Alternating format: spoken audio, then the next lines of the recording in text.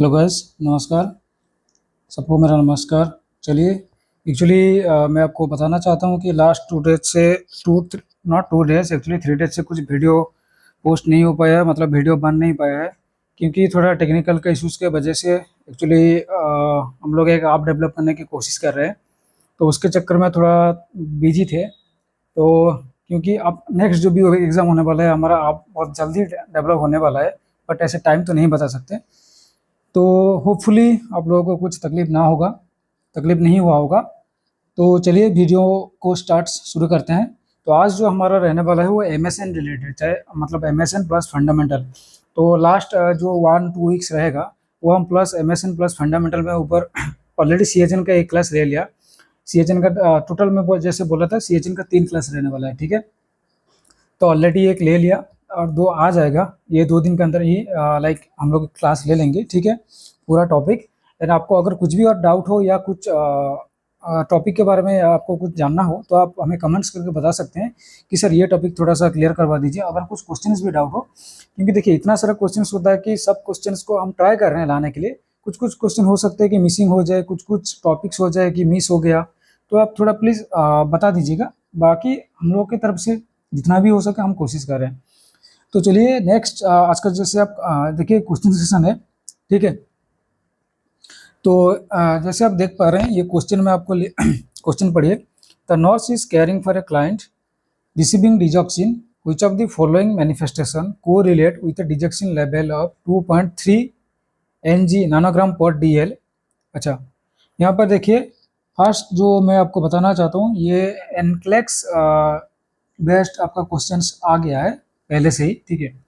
आप ये जितना भी क्वेश्चंस हो रहा है ना, प्लस प्री प्लस मेंस की तैयारी में, not only pre not only mains, क्योंकि दोनों जो कॉम्बिनेशन है, देखिए आपको ऐसा नहीं है कि पूरा एनक्लेक्स डालेगा, ऐसा भी नहीं कि पूरा इजी डालेगा। एटलीस्ट 10 to 20, मतलब 10 क्वेश्चन to 20 क्वेश्चन आप एनक्लेक्स पकड़ के चलिए, ठीक है। मैं ये दोनों का बात कर रहा हूँ। देखिए प्री में तो आपका 20 क्वेश्चन, तो जो 20 मार्क्स आपका रहेगा, 20 मार्क्स जो रहने वाला है वो तो आपका general knowledge, English, math, reasoning, वो सब तो चला गया। उसको छोड़ के बाकी जो 80 रहने वाला है, 80 में से आप 10 एटलीस्ट एनक्लेक्स क्वेश्चन पकड़ लीजिए, मिनिमम। दो ये आपका मिनिमम, ये पकड़ के चलिए। बाकी जो क्वेश्चन आने वाला है वो सब टॉपिक कवर रहेगा, सब टॉपिक। कुछ भी ऐसा नहीं है कि इस टॉपिक से क्वेश्चन नहीं आया है। हो सकता है एक आध क्वेश्चन आएगा, बट क्वेश्चन जरूर आएगा, ठीक है। चाहे वो एमएसएन हो, फंडा हो, पेडियाट्रिक हो, कुछ भी हो। और भी हमारा पेडियाट्रिक साइकेट्रिक बाकी रह गया है, जो कि हम ट्राई कर रहे हैं कि कंप्लीट करने के लिए, ठीक है। तो चलिए जो जैसे क्वेश्चंस में आप पढ़िए, ठीक है। तो क्वेश्चंस में ऑलरेडी लिखा क्या हुआ है, तो यहाँ पे जो बात क्या है वो डिजेक्शन के बारे में पूछा है, ठीक है। तो चलिए मतलब ऐसा पूछा है कि लाइक डिजेक्शन का लेवल यहाँ पर इतना दिया हुआ है, 2.3 नैनोग्राम पर डीएल दिया हुआ है।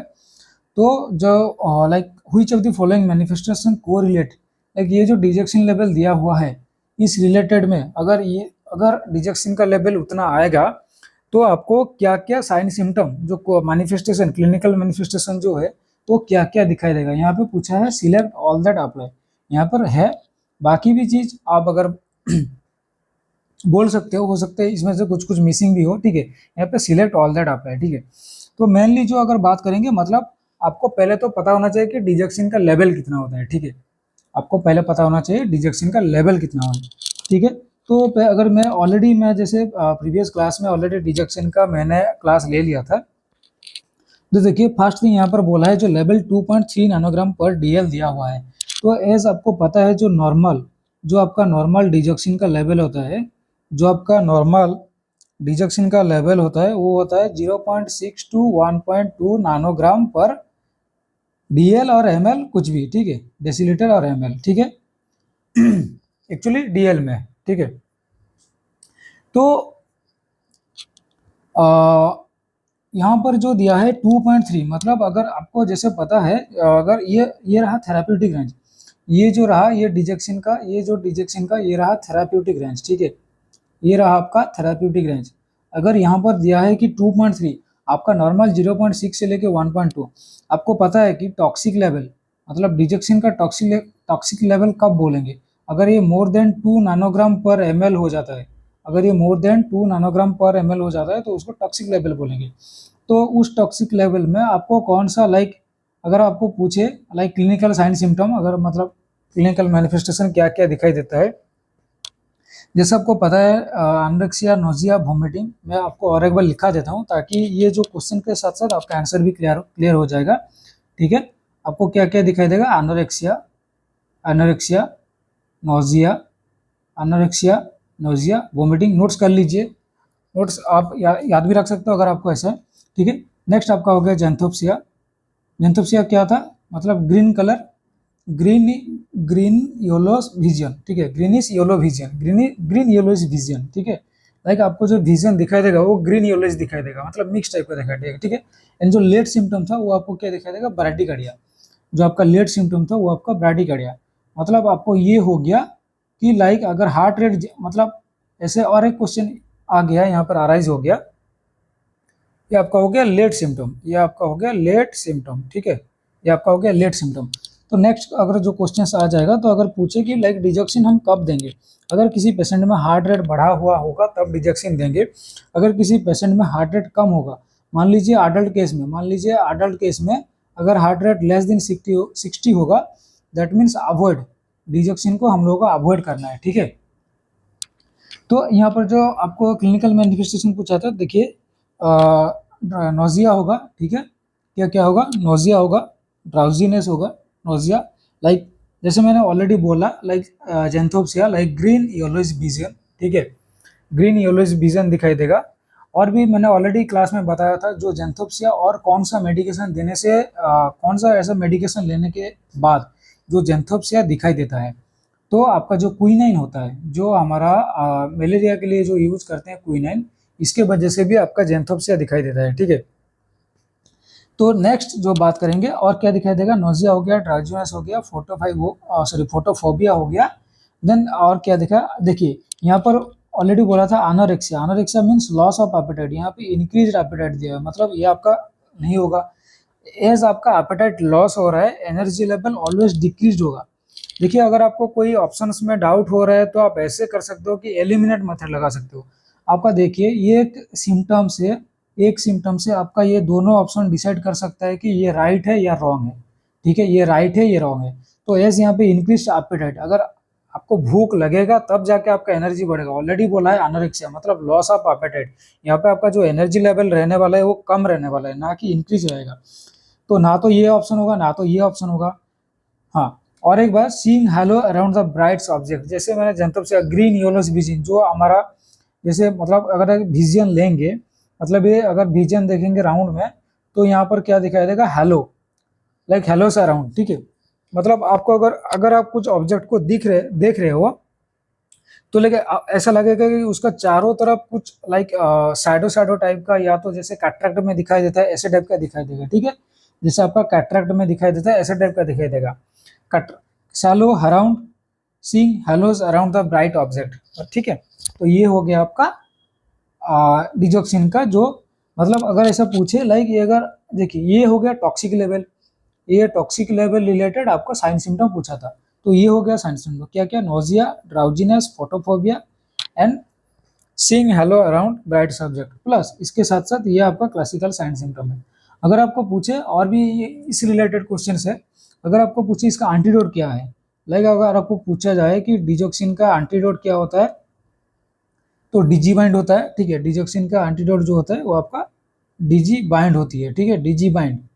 लेट सिम्टम आपका ब्राडिकार्डिया हो गया। प्लस आपको ये भी पता है कि अगर ऐसा कौन सा इलेक्ट्रोलाइट इम्बैलेंस होता है, देखिए मैंने ऑलरेडी भी आपको बता दिया था कि हाइपोकालेमिया, अगर कोई पेशेंट को पहले से ही पोटेशियम लो है, हाइपोकालेमिया है, ठीक है, तो हाइपोकालेमिया क्या होता है? अगर किसी पेशेंट में ऑलरेडी पोटेशियम कम है और हम उसको डिजॉक्सिन दे रहे हैं, अगर हम उसको डिजॉक्सिन दे रहे हैं, तो उस केस में आपका डिजॉक्सिन टॉक्सिसिटी होने का चांसेस रहता है। बट अगर एक पेशेंट को ऑलरेडी डिजॉक्सिन टॉक्सिसिटी हो गया है, ठीक है, मान लीजिए हाइपोकालेमिया रिलेटेड डिजॉक्सिन टॉक्सिसिटी हुआ है, तो फिर डिजॉक्सिन टॉक्सिसिटी होने के बाद आपको ये भी हो सकता है कि कौन सा इलेक्ट्रोलाइट इम्बैलेंस दिखाई देगा, तो आपको ये दिखाई देगा कि हाइपर कैलेमिया, ठीक है। तो आपको ऐसे भी, और एक ये हो गया सेकंड क्वेश्चन। थर्ड क्वेश्चन आपको ऐसा पूछा जा सकता है, जैसे पूछा जाता है कि अगर हम लिथियम देंगे, लिथियम देने से पहले हम ऐसे कौन सा थेराप्यूटिक लेवल जो है उसको चेक करने वाले हैं। तो ऐसे ही सेम क्वेश्चन पूछा जाने वाला है कि अगर हम लोग किसी पेशेंट को डिजेक्सिन देंगे, डिजेक्सिन एडमिनिस्ट्रेट करेंगे, तो डिजेक्सिन एडमिनिस्ट्रेट करने से पहले आपको ऐसा कौन सा थेराप्यूटिक रेंज या थेराप्यूटिक लेवल या कौन सा लैब वैल्यू है जो हमको चेक करना है। अगर ऐसा पूछे तो पोटेशियम।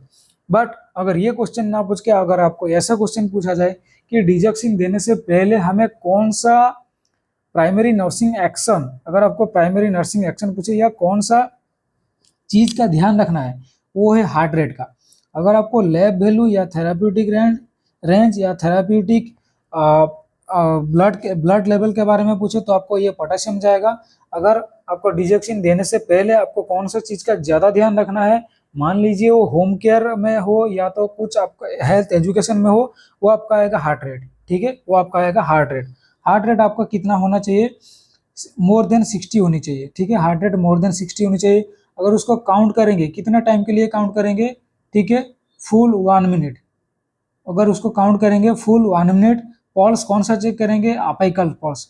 सुनिए, ऑलवेज अगर आपको कोई पूछे कि कोई भी रिलेटेड अगर आपको हार्ट रेट का पूछे कि कौन सा पल्स चेक करना है, फर्स्ट चॉइस जाएगा अपाइकल पल्स, क्योंकि एस वो एक्यूरेट होता है, ठीक है। अगर अपाइकल पल्स नहीं दिया होगा तो फिर अडल्ट केस में आपका जाएगा रेडियल आर्टरी, अडल्ट केस में जाएगा रेडियल आर्टरी, ठीक है। अडल्ट केस में जाएगा आपका रेडियल आर्टरी, तो नहीं बोलेंगे, रेडियल ही मान लीजिए। अगर चिल्ड्रन केस में पूछे, ठीक है, पहले तो आपका अपेकल ही आएगा, चाहे चिल्ड्रन हो या अडल्ट हो, क्योंकि अपेकल जो है वो आपको पूरा लाइक जो एक्यूरेट डाटा, एक्यूरेट आपको जो कितना हार्ट बीट है वो बताती है। अगर चिल्ड्रन में पूछे अगर अपेकल ना हो तो फिर आपको फ्यूमरल करना है, ठीक है। अगर चिल्ड्रन में आपको अपेकल ना हो फिर फ्यूमरल करना है। बट अगर तीनों ही दिया होगा, चाहे चिल्ड्रन हो या अडल्ट हो, तो फिर आपको अपेकल करना है, ठीक है, अपेकल पल्स, ठीक है। एज अपेकल पल्स आपको आई थिंक वो एनाटॉमी आपको पता होगा, उतना भी आप गधे नहीं होते हो कि ऐसा नहीं है कि ये किसी को भी नहीं पता है, ठीक है। एज हम एम्स नॉटसेट की प्रिपेयर कर रहे हैं, और एम्स अपने आप में एक बहुत बड़ा इंस्टीट्यूट प्लस एक, जैसे आपको पता है कि ये कौन सी टाइप को एग्जाम कंडक्ट करवा रहा है और धीरे धीरे उसका लेवल कितना बढ़ा जा रहा है, ठीक है। चलिए नेक्स्ट क्वेश्चन में चलिए। देखिए नेक्स्ट क्वेश्चन देखिए, यहाँ पर सेम रिलेटेड आपका डिजेक्शन का रिलेटेड आया है, ठीक है। तो क्वेश्चन को पढ़िए, पढ़ने के बाद आंसर देखिए। A nurse administer digoxin, a nurse administer digoxin 0.25 mg की बोला हुआ है बाय माउथ, जो कि बोला है कि बाय माउथ उसको 0.25 mg देना है, ठीक है। But rather than prescribed dose of 0.125 mg the client, क्या बोला है, the nurse should administer, the nurse should administer digoxin 0.25 mg by mouth rather than the prescribed dose of 0.125। मतलब आपको यहाँ पर जितना प्रेस्क्राइब हुआ है आप उसे क्या कर चुके हो, थोड़ा सा ज्यादा डोज लगा चुके हो, ठीक है। आपने क्या किया है, ज्यादा डोज दे दिया है। तो which should the nurse implement fast, इस केस में जो हमारा नर्सिंग ऑफिसर होगा वो क्या इम्प्लीमेंटेशन लेंगे, ठीक है। इस केस में जो नर्सिंग ऑफिसर होंगे वो क्या इम्प्लीमेंटेशन करेंगे, ठीक है। यहाँ पे आई थिंक कुछ ऑप्शंस मिसिंग है, ठीक है, sorry for that technical issues, ठीक है। तो मैं फर्स्ट ऑप्शन जो होने वाला है आपका, मान लीजिए आपको एक इंसिडेंट रिपोर्ट लिखना है, ठीक है। आपको इंसिडेंट रिपोर्ट लिखना है, क्योंकि एज आपको पता है अगर हमारा नर्सिंग रिलेटेड, अगर मान लीजिए देखिए इंसिडेंट रिपोर्ट कहाँ कहाँ होना चाहिए, जैसे बोला जाता है कि इंसिडेंट रेस्ट है, लाइक अगर कुछ भी प्रोसीजियर्स हो, अगर चाहे मेडिकेशन एरर हो, देखिए इंसिडेंट रिपोर्ट का अगर मैं थोड़ा बात कर लेता हूँ इंसिडेंट रिपोर्ट से, आपको ये भी पता होना चाहिए हम किस किस चीज में इंसिडेंट रिपोर्ट लिख सकते हैं, ठीक है। लाइक मान लीजिए अगर कुछ मेडिकेशन एरर हुआ हो,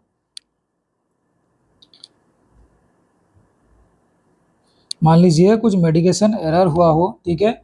आपका कुछ प्रोसीजर में suppose NG tube, NG patient ने एनजी रिमूव कर दिया हो, ठीक है, एनजी रिमूव हो गया, फॉलिस कैथेटर हो गया, जितना भी हमारा इन्वेसिव प्रोसीजर होता है, इन्वेसिव ट्यूब्स जितना भी Foley, ET tube, central line, peak line, arterial line, when flow, कुछ वेन जो हमारा लाइक अगर आईवी से डिस्कनेक्ट होके ब्लीडिंग होके बैकफ्लो आके अगर बेड भीग गया हो, ठीक है, अगर पेशेंट फॉल हुआ हो, पेशेंट नियरेस्ट फॉल हो या पेशेंट फॉल हो बाथरूम में फॉल हुआ हो, उसके कुछ भी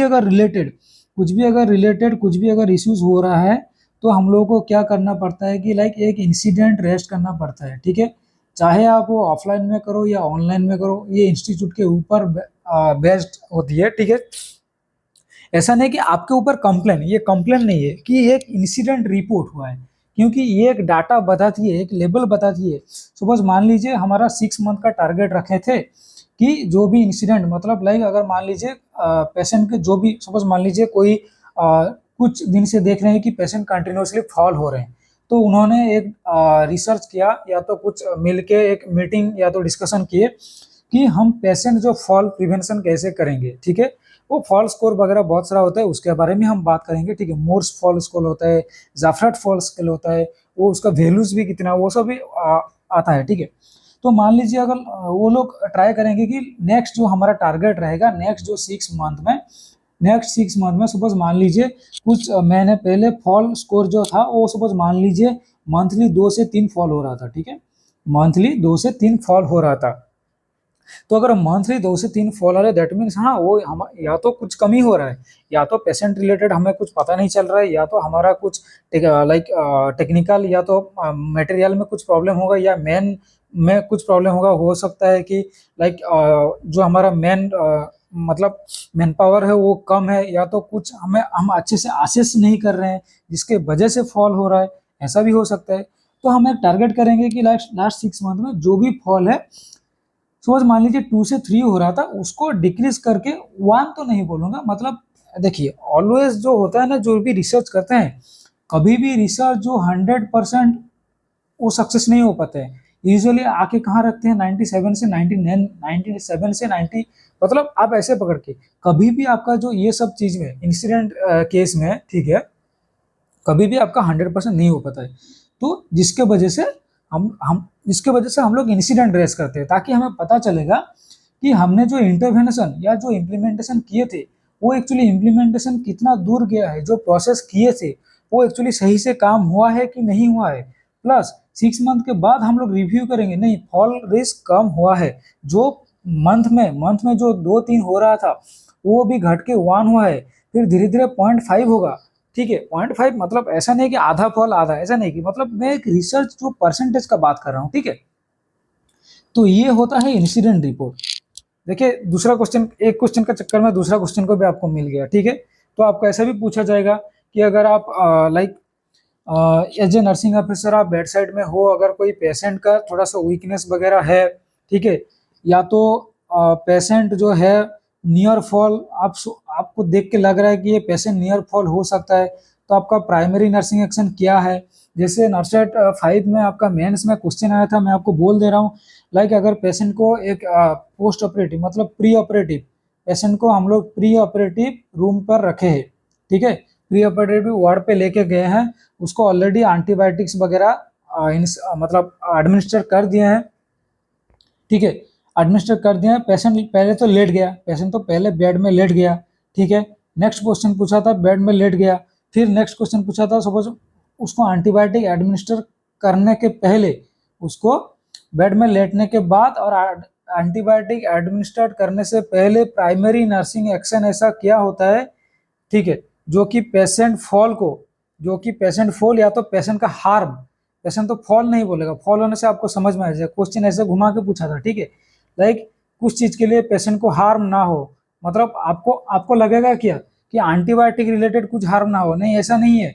harm in the sense patient pre operative मतलब उसको प्री ऑपरेटिव रूम में रखा हुआ है, उसका इंट्रा ऑप में लेने वाले हैं, हो सकता है एंशियस हो पेशेंट, थोड़ा सा साइकोलॉजिकली डिस्टर्बेंसेस हो, तो इसके चक्कर में हो सकता है लाइक ऐसा होता है ना ऑर्थोस्टैटिक हाइपोटेंशन, हाइपरटेंशन ऐसा हो सकता है, तो जिसके वजह से पेशेंट सपोज मान लीजिए गिरने का चांसेस होता है, ठीक है।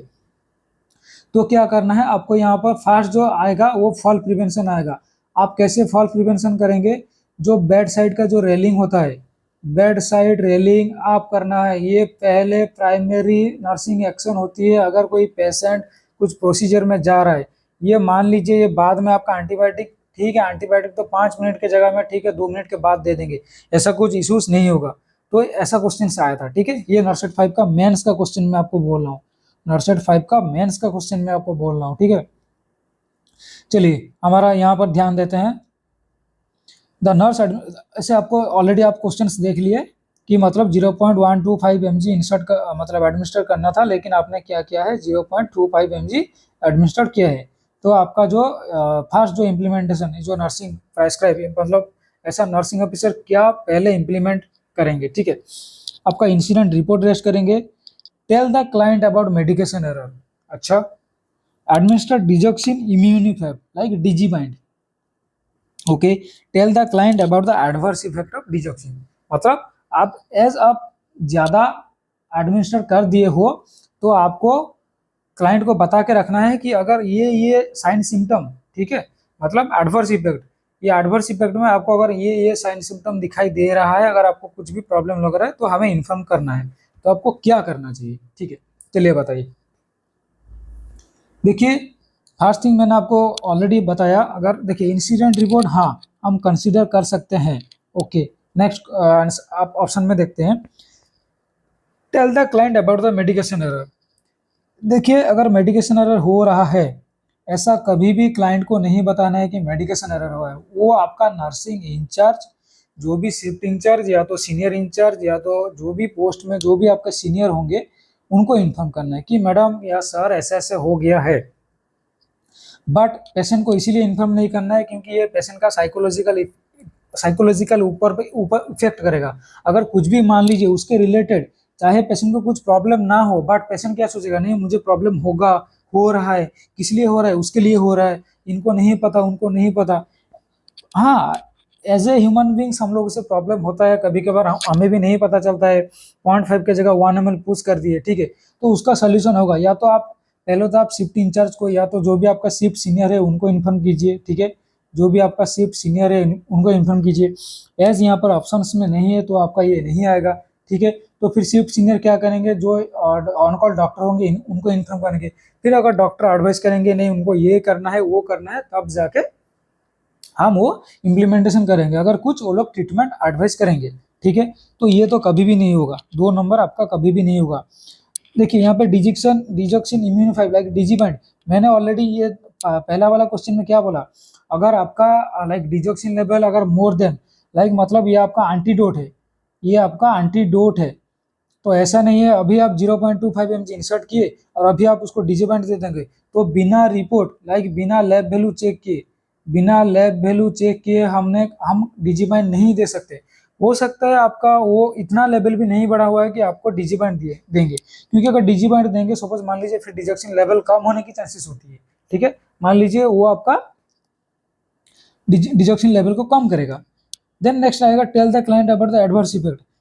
देखिए ये जो 2 number plus 4 number question, 2 number plus 4 number question क्या बोला है कि क्लाइंट को बोलिए एडवर्स इफेक्ट, मतलब ऑलरेडी आपने गलत डोज दिया है और आप क्लाइंट को बोल रहे हो कि अगर कुछ प्रॉब्लम होगा। देखिए ये सेम बात बोल रहा है, अगर कुछ ऑप्शन में सेम बात बोल रहा है, या तो वो आंसर गलत है, ठीक है, आंसर गलत ही है, या तो नहीं ये आंसर गलत ही है। सेम बात जहां पर बोलते हैं आंसर गलत ही होता है। अगर हम मान लीजिए हाइपरटेंशन हाइपोटेंशन, ठीक है, फिर आपको बोलेगा इंक्रीज बीपी, मतलब ये हाइपरटेंशन ये भी इंक्रीज बीपी, तो मतलब सेम में ही हो रहा है ना। तो ऐसा थोड़ी होगा कि मतलब अगर हाइपरटेंशन अगर हम ऑप्शंस में कर रहे हैं इंक्रीज बीपी नहीं हो सकते, ऐसा नहीं होगा। दैट मीन्स वो क्वेश्चन आपका गलत ही है। ये थोड़ा थोड़ा कुछ मतलब हो गया कि जो जो मतलब लाइक क्या है ना, आपको सिलेक्शन लेने का चांसेस यहाँ पर बढ़ जाता है, ठीक है। तो ये सब कुछ भी नहीं करेंगे, जैसे मैंने आपको ऑलरेडी इंसिडेंट के बारे में बता दिया कि कौन सा केस में हम लोग इंसिडेंट करेंगे, क्योंकि एज हम लोग ये डॉक्यूमेंट के लिए रख रहे हैं, ठीक है। हम लोग ये डॉक्यूमेंट के लिए रख रहे हैं, ना कि आप लोगों को कुछ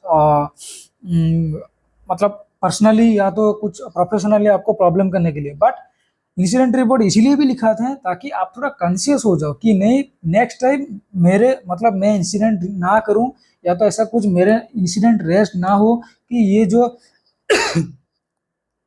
इस नर्सिंग ऑफिसर के वजह से ये प्रॉब्लम हुआ था, ये प्रॉब्लम हुआ था, ठीक है। ताकि आपका जो भी मतलब जो पर्सनालिटी है, जो प्रोफेशनल वर्क एनवायरनमेंट है, वो आपका अच्छे से बना रहे, ठीक है। क्योंकि हम जब काम करने के लिए जाते हैं, हम पेशेंट के बारे में सोचना चाहिए, ना कि हमारा पर्सनल लाइफ या तो कुछ पर्सनल पर्सनल में रखिए, प्रोफेशनल को प्रोफेशनल में रखिए, ठीक है। तो आपका आंसर किया जाएगा यहाँ पर इंसिडेंट रिपोर्ट रेस्ट करना है, ठीक है। तो डिजेक्शन रिलेटेड मैंने ऑलरेडी बता दिया। तो हार्ट रेट आपको कौन सा चेक करना है, अपाइकल चेक करना है, प्लस फुल 1 मिनट चेक करना है, ठीक है। चलिए नेक्स्ट आपका, हाँ अगर आपको ऐसे भी बोल सकते हैं कि अगर जैसे मैंने ऑलरेडी बोला कि हार्ट रेट अगर आपका नीचे में होगा, तो ये सब तो मैंने आपको ऑलरेडी बोल दिया। नेक्स्ट जो क्वेश्चन आपका, चलिए नेक्स्ट क्वेश्चन पढ़िए क्या लिखा हुआ है। नेक्स्ट क्वेश्चन पढ़िए।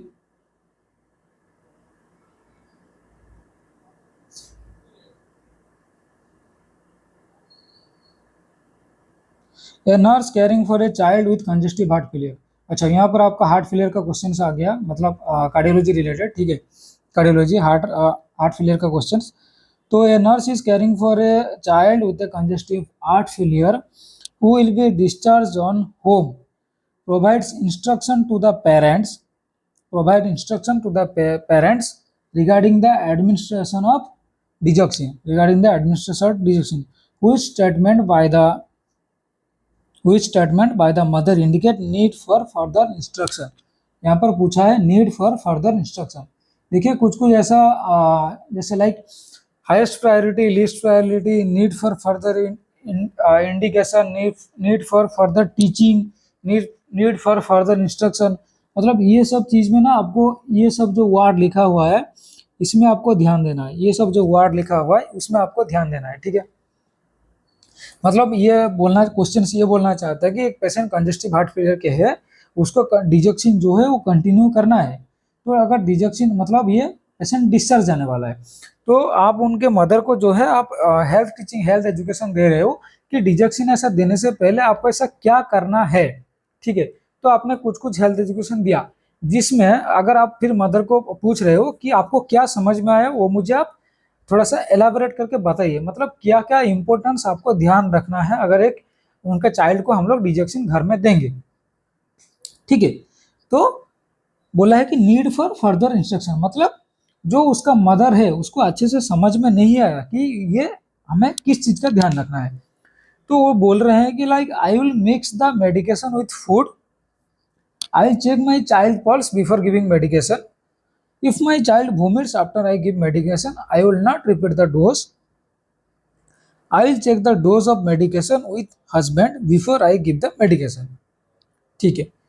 देखिए यहाँ पर क्वेश्चन में चलते हैं, आंसर हमें थोड़ा सा प्लस थ्योरी प्लस ऐसे हम यहाँ पर ओनली हम क्रैश कोर्स लाइक हमें ये क्वेश्चन से हम लोग 10 क्वेश्चन निकालने की कोशिश कर रहे हैं, प्लस हम थोड़ा लाइक रैशनल के बारे में बात करेंगे, ठीक है। क्योंकि रैशनल आप अगर क्वेश्चन एक कुछ कर रहे हो तो उसका रैशनल जानना भी आपको बहुत इंपॉर्टेंट जरूरी होता है। देखिए आई will mix with the medication, I will mix the medication with food, I will mix the medication with food, ये आपको ये बोला। अच्छा ठीक है, इसके बारे में सोचेंगे। I will check the child pulse before giving medication. अरे भाई ये तो अच्छी बात बोल रहे हैं कि ऑब्वियसली जैसे मैंने आपको बोला डिजेक्सिन देने से पहले आपको हार्ट रेट चेक करना है, ठीक है। कौन सी हार्ट रेट चेक करनी है, अपाइकल हार्ट रेट कितना होना चाहिए, मोर देन 60। अगर लेस देन 60 कितना हो, अगर लेस देन 60 क्या होगा तो आपको विथहोल्ड कर देना है, मेडिकेशन जो है वो नहीं देना है, ठीक है। मतलब ये तो अच्छी बात बोल रहे हैं, मतलब यहाँ पे बोल रहा है नीड फॉर फर्दर इंस्ट्रक्शन, मतलब उसको फर्दर इंस्ट्रक्शन नहीं चाहिए, मतलब ये आपका आंसर नहीं होगा। नेक्स्ट बोल रहा है कि if my child vomits after I give medication I will not repeat the dose. Obviously आप कुछ भी मेडिकेशन दे रहे हो तो ऐसा नहीं कि अगर वोमिट कर दिया तो फिर आपका डोज रिपीट करोगे, क्योंकि थोड़ा बहुत जो भी मेडिकेशन होता है ना वो आपका जीआई सिस्टम में ऑब्जर्व हो जाती है, ठीक है। तो अगर फर्दर आप रिपीट डोज कर रहे हो सकता है आपका लाइक टॉक्सिसिटी होने की चांसेस हो सकती है, ठीक है। मेडिकेशन टॉक्सिसिटी की चांसेस हो सकती है, तो ये भी नहीं करना है।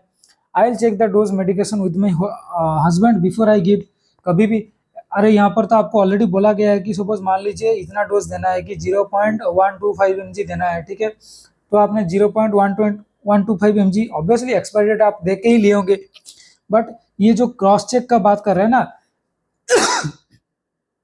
यहाँ पर जो बात कर रहा है ये मेडिकेशन क्रॉस चेकिंग की बात कर रहा है। यूजुअली मेडिकेशन क्रॉस चेकिंग कहाँ करते हैं, ठीक है, हम लोग हॉस्पिटल में करते हैं। अगर कुछ मेडिसिन सपोज मान लीजिए कुछ हाईली कॉस्टली मेडिकेशन है, एक्चुअली सब मेडिकेशन तो क्रॉस चेक करना चाहिए with your shift senior, with your shift senior. अगर शिफ्ट सीनियर बिजी है तो आपके जो भी सीनियर रहेंगे, जो भी आपका सीनियर है उनसे क्रॉस चेक करना है ना, ठीक है, ना कि आप खुद से क्रॉस चेक करके दे दीजिए। ऐसे करने से क्या होता है, मेडिकेशन एरर, जैसे मान लीजिए अभी थोड़ी देर पहले हम लोग डिजक्सिन का बात कर रहे थे, मेडिकेशन एरर हुआ था, इंसिडेंट रेज करना पड़ा, मतलब आपको एडवाइस था 0.125 mg, लेकिन आप दे दिए 0.25 mg।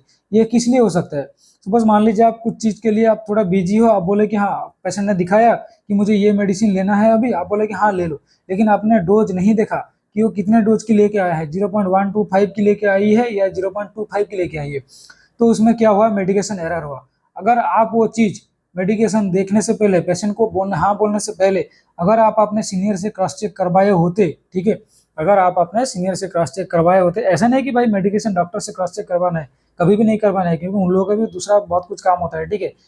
सीनियर से क्रॉस चेक करवाइए कि हाँ ठीक है, मैं ये मेडिसिन देने के लिए जा रहा हूँ, इस पेशेंट इस बेड नंबर में, ठीक है। अभी उसके पहले आपको इसका पोटेशियम वैल्यू प्लस डिजक्सिन का लेवल भी आपको पता होना चाहिए कि कितना कितना है। अगर आपको मान लीजिए पूछे कि पोटेशियम कितना है, कम है, ज़्यादा है कि क्या है, उसके हिसाब से हम रेसिडेंट या डॉक्टर को इन्फॉर्म करेंगे कि सर हम पोटेशियम रिपीट कर सकते हैं या तो हार्ट रेट, क्योंकि डिजक्शन देना इंपॉर्टेंट नहीं है, देने से पहले जैसे अगर आपका मान लीजिए सीनियर अगर क्रॉस चेक कर रहे हैं तो वो भी पूछ सकते हैं कि हार्ट रेट कितना है, क्योंकि आप अगर मान लीजिए आप हार्ट रेट चेक नहीं किया, आप ऐसे ही दे रहे हो, तो वो क्रॉस चेक करने से क्या होता है, वो भी कॉन्शियस रहे, आप भी कॉन्शियस रहे, प्लस पेशेंट को भी कुछ हार्म नहीं पहुंचेगा, ठीक है। तो इसीलिए हम लोग को क्रॉस चेक करना पड़ता है, तो हस्बैंड से क्रॉस चेक नहीं करना पड़ेगा, ठीक है। जो बात कही है कि नीड फॉर फर्दर इंस्ट्रक्शन, ठीक है, ये तो मतलब सही बात बोल रही है, ये मतलब सही बात बोली है, तो इसमें कुछ फर्दर इंस्ट्रक्शन नहीं चाहिए। ऑब्वियसली हस्बैंड से भी क्रॉस चेक करवाओ कि भाई क्या पता मतलब गलत डोज दे रहे हो, कभी कभी क्रॉस चेक, क्योंकि ये सब चीज़ में क्रॉस चेक करवा लेने से अच्छा है, ठीक है। बट ऐसा नहीं कि इसके लिए आप हॉस्पिटल में कॉल करोगे, आप पूछेगा सर ये हमारे एक्सपायरी डेट है, ये मेडिसिन है, अभी इतना है, मैं दूं क्या, ऐसा नहीं है। ऑलरेडी आप हेल्थ एजुकेशन में सब कुछ बोल के रखे हुए हैं, ये हार्ट रेट इतना होने से देना है या नहीं देना है, जो भी हो, तो आपका जो आंसर जाएगा वो फर्स्ट ऑप्शन जाएगा, ठीक है।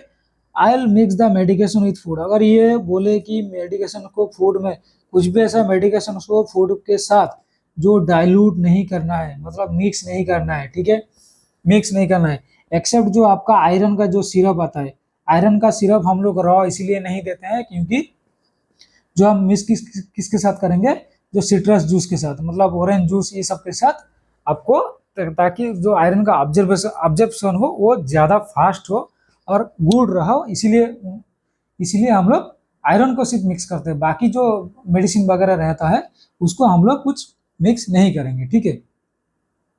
तो ये हो गया आपका नेक्स्ट क्वेश्चन। होप आपको इसमें कुछ भी डाउट नहीं रहेगा। डिजक्शन रिलेटेड जितना भी आपका इंपॉर्टेंट क्वेश्चन निकल रहा है वो सब हम कवर अप कर रहे हैं। चलिए नेक्स्ट क्वेश्चन में बढ़ते हैं, ठीक है। नेक्स्ट क्वेश्चन देखिए, a nurse is giving instruction to a client who is beginning therapy with digoxin. Same आपका डिजक्शन रिलेटेड आया है, चलिए मतलब बहुत ही इंपॉर्टेंट टॉपिक है। अब मान लीजिए digoxin, lithium, myocardial infection, heart failure, coronary artery disease, Guillain Barre syndrome, multiple myelosis, multiple sclerosis, ठीक है, GBS, peripheral nervous system, sympathetic, parasympathetic, सब एक्चुअली इंपॉर्टेंट है। अगर ऐसे देखेंगे सब इंपॉर्टेंट है, लेकिन हम आपके लिए जो जिस रिलेटेड क्वेश्चन पूछा जाएगा उसके रिलेटेड आए हैं, ताकि अगर आप ये वीडियो देख रहे हो एटलीस्ट इसमें से अगर आप मान लीजिए 5 भी क्वेश्चन अटेंड कर पाए या 5 क्वेश्चन मिला, दैट मीन्स आपका कुछ इफेक्टिव भी हुआ कि हाँ मेरे लिए।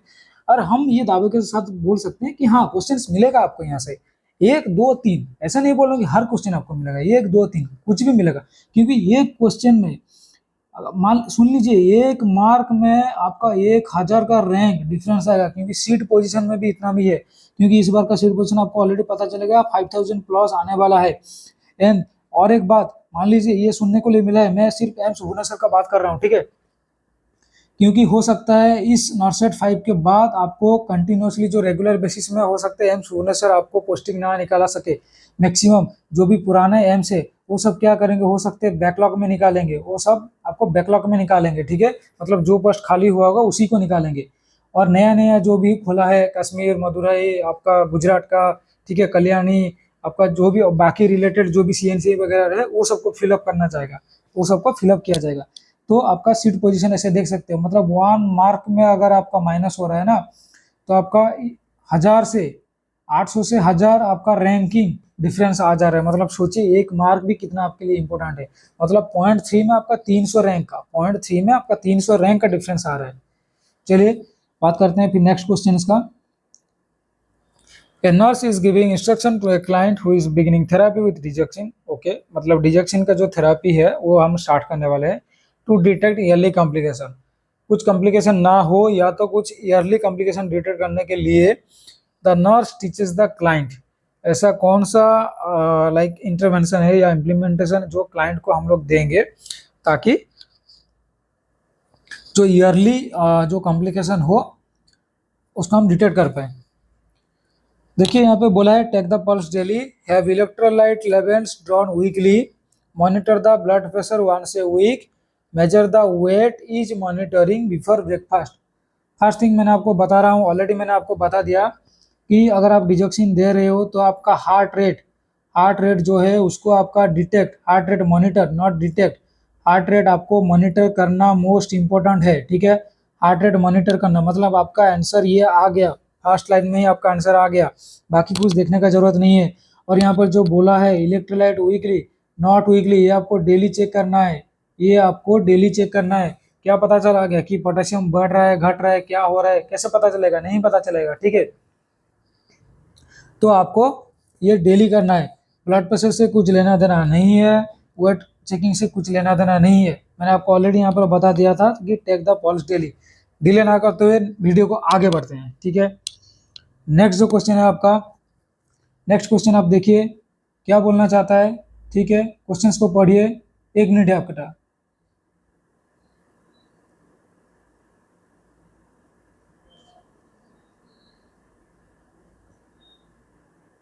चलिए क्वेश्चंस पढ़ लिए। A client with heart failure is receiving furosemide. A client with heart failure is receiving furosemide and digoxin daily. When the nurse enters the room to administer morning dose, मतलब एक पेशेंट को furosemide and Lasix, furosemide in the sense आपको Lasix plus digoxin आपको daily dose में मिल रहा है। तो सुबह का डोज देने से पहले the client complains of anorexia nausea and yellow vision, anorexia nausea yellow vision. देखिए आपको यहाँ पर जो साइड इफेक्ट मैंने जो बताया था थोड़ी देर पहले, ये साइड इफेक्ट आपको ऑलरेडी यहाँ पर मेंशन कर दिया। मतलब आप सोच सकते हो कि आपको आंसर आपको कौन सा ऑप्शन की तरफ बढ़ना है। What should the nurse do first, what should the nurse do first, आप ऐसा क्या इम्प्लीमेंट करेंगे। तो ये अगर मेडिसिन देने से पहले what should the nurse implement first, आपको ये पूछा है। तो contact the physician, administer the medication, check the morning serum digoxin level, check the morning serum potassium level. चलिए आंसर को बताइए। देखिए आंसर करने से पहले मैंने आपको ऑलरेडी बता दिया। देखिए अगर किसी पेशेंट को हम लोग फुरोसेमाइड, लाइक अगर हम लोग किसी को लासिक्स दे रहे हैं, लासिक्स क्या करते हैं, हाइपोकालेमिया कज करवाती है। ठीक है, वो आपको पोटेशियम का लेवल, जो पोटेशियम का लेवल वो आपको डिक्रीज कर देगा, जो आपका पोटेशियम लेवल है वो डिक्रीज हो जाएगा। एज मैंने ऑलरेडी बता दिया कि पोटेशियम लेवल क्या करता है, डिजोक्सिन टॉक्सिसिटी करवाती है। पोटेशियम लो पोटेशियम हाइपोकालेमिया क्या करती है, डिजोक्सिन आपका टॉक्सिसिटी करवाती है। तो एज आपको पता है कि डिजोक्सिन अगर टॉक्सिसिटी हो रहा है, अगर उसका जो डिजोक्सिन थेराप्यूटिक लेवल, जो आपका थेराप्यूटिक लेवल अगर मोर देन 2 नैनोग्राम पर ml और DL आपको दिखाई दे रहा है, तो क्या क्या साइन सिम्टम दिखाई देगा, मैंने ऑलरेडी बोल दिया। Nausea, vomiting, anorexia, xanthopsia, late sign symptom bradycardia दिखाई देगा। ठीक है, तो देखिए पेशेंट को यहाँ पे फुरोसिमाइड भी मिल रहा है, डिजोक्सिन भी मिल रहा है। मतलब फर्स्ट थिंग तो फुरोसिमाइड आपका हाइपोकैलेमिया कर रहा है, second thing due to hypokalemia digoxin toxicity होने की चांसेस है। तो उसमें पेशेंट, तो मॉर्निंग डोज देने से पहले पेशेंट ये सब कंप्लेन कर रहा है कि एनोरेक्सिया, नोजिया, येलो विजन, जैसे मैंने ऑलरेडी बोल दिया कि लाइक जेंथोप्सिया साइड इफेक्ट जो क्या रहेगा आपका greenish, green yellowish vision, green yellowish vision आपका साइड इफेक्ट रहने वाला है। तो आप क्या करेंगे, contact the physician, administer the medication. सुनिए, फिजिशियन को ऑलवेज कॉन्टैक्ट करने से पहले हम किस किस चीज में फिजिशियन को कॉन्टैक्ट करेंगे ये आप सुन लीजिए। आपको अगर कुछ भी सपोज मान लीजिए एक आप बीपी चेक किए, बीपी आ गया 50/20, हो सकता है बीपी इतना भी है, ठीक है, मान लीजिए 50/20 भी छोड़िए, आपका मान लीजिए 70/30 बीपी है। तो इसका मतलब ये नहीं कि आप एक बार चेक किए मॉनिटर में, आपको ना चेक किए, मॉनिटर में आप चेक किए, जरूरी नहीं है कि ये आपका जो बीपी आया है वो सही है।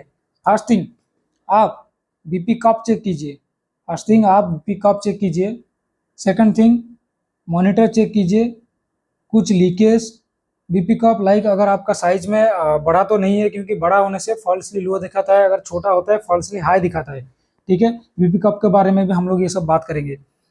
सेकंड थिंग, अगर आपको लग रहा है कि नहीं सब बीपी कप मॉनिटर पेशेंट का वो सब ठीक है, ठीक है, क्योंकि अगर बीपी आपका लो होगा तो हार्ट रेट ऑब्वियसली बढ़ा हुआ रहेगा, हार्ट रेट तो छोड़िए। नेक्स्ट, अगर फिर आपको चेक करना है कि अगर आपको फिर भी डाउट लग रहा है नहीं सब कुछ ठीक है, तो फिर आप मैनुअल बीपी चेक कीजिए, आप मैनुअल बीपी चेक कीजिए। अगर फिर भी आपको लग रहा है कि नहीं मैनुअल बीपी होने के बाद भी अगर आपको सेम बीपी, सेम तो नहीं है, एटलीस्ट 5-8 मान लीजिए 80 मैक्सिमम बढ़ बढ़ के आपको 80 तक जाएगा, मतलब आपका पेशेंट को हाइपरटेंशन है ही है, तो एट दैट टाइम जाके आपको फिजिशियन को कांटेक्ट नहीं करना है। ऐसा नहीं कि आपने एक बार मॉनिटर चेक किया फिर इन्फॉर्म कर दिया, जब आके फिर चेक करेंगे मानो भी भाई बीपी हो गया है 120, मतलब हो सकता है, या मतलब या तो पोजीशन में गड़बड़ी हो, या तो पेशेंट जैसे बोला जाता है ना कि लाइक लेग डैंगलिंग करके आपको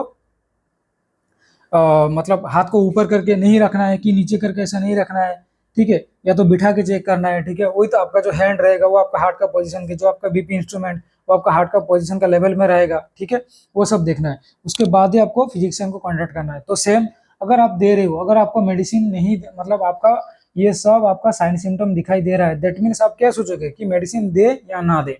अगर मेडिसिन नहीं देंगे, अगर मेडिसिन देंगे या नहीं देंगे तो किसको पूछेंगे, फिजिशियन को पूछेंगे। तो फिजिशियन को पूछने से पहले आपको क्या इम्प्लीमेंटेशन करना है, फर्स्ट थिंग तो आपको मेडिसिन आपको एडमिनिस्टर नहीं करना है, पेशेंट को नहीं देना है। तो मैंने ऑलरेडी बताया एज ये सब जो है वो डिजॉक्सिन, ये जो आपका साइन सिम्टम है ये डिजॉक्सिन लेवल का जो टॉक्सिसिटी को शो कर रहा है। दैट मीन्स आपका आंसर क्या रहने वाला है, आंसर नंबर 3, मतलब check the morning serum digoxin level. या तो आपने अगर डिजॉक्सिन लेवल भेजा हो, अगर आपने डिजॉक्सिन का सैंपल मतलब डिजॉक्सिन का सेरम लेवल भेजे हुए हो, आप उसको चेक करो, या तो आप पहले भेजो, सैंपल भेजो, उसके बाद रिपोर्ट आने के बाद चेक करो, अगर फिर भी टॉक्सिसिटी लग रहा है दैट मीन्स उसके बाद आप फिजिशियन को कांटेक्ट करो, ठीक है। ऐसा नहीं कि अभी पेशेंट कंप्लेन कर रहा है फिर आप फोन करके पूछोगे सर दूं या ना दूं, वो बोलेगा अरे भाई तू इतना अगर पढ़ाई किया है तो तुझे तो कुछ पता होना चाहिए ना, ऐसा नहीं कि हर चीज के लिए आप फोन करते रहोगे सर मैं इंसुलिन इतना दूं या ना दूं। अगर इंसुलिन मान लीजिए अगर जैसे फिक्स डोज है 10 यूनिट, बट 10 यूनिट देने का 2 घंटे के बाद आपको ऑलवेज कंटिन्यूसली 2-4 दिन से देख रहे हैं हाइपोग्लाइसेमिया हो रहा है, दैट मीन्स आपको एक जनरल नॉलेज लगाना है कि थोड़ा सा कम डोज देते हैं, क्योंकि ऐसा भी कुछ कुछ चीज होता है जो आपको लाइक डिसीजन लेना पड़ेगा, कुछ कुछ चीज ऐसा है जो आपको डिसीजन लेना है, ऐसा नहीं कि हर चीज में अगर हम फिजिशियन को इंक्लूड करते रहेंगे तो ऐसा लगेगा कि वो लोग क्या सोचेंगे हमें कुछ पढ़ा ही नहीं किया, हमें कुछ पता ही नहीं है। तो ठीक है, तो आपको सडनली कुछ चीज के लिए फिजिशियन को ऑलवेज कांटेक्ट नहीं करना है, उसका रिलेटेड देखिए, अगर आसपास में कुछ ऑप्शंस दिया है क्या हो सकता है, आप क्या इम्प्लीमेंट कर सकते हो, उसके बाद आप इन्फॉर्म करो, ठीक है।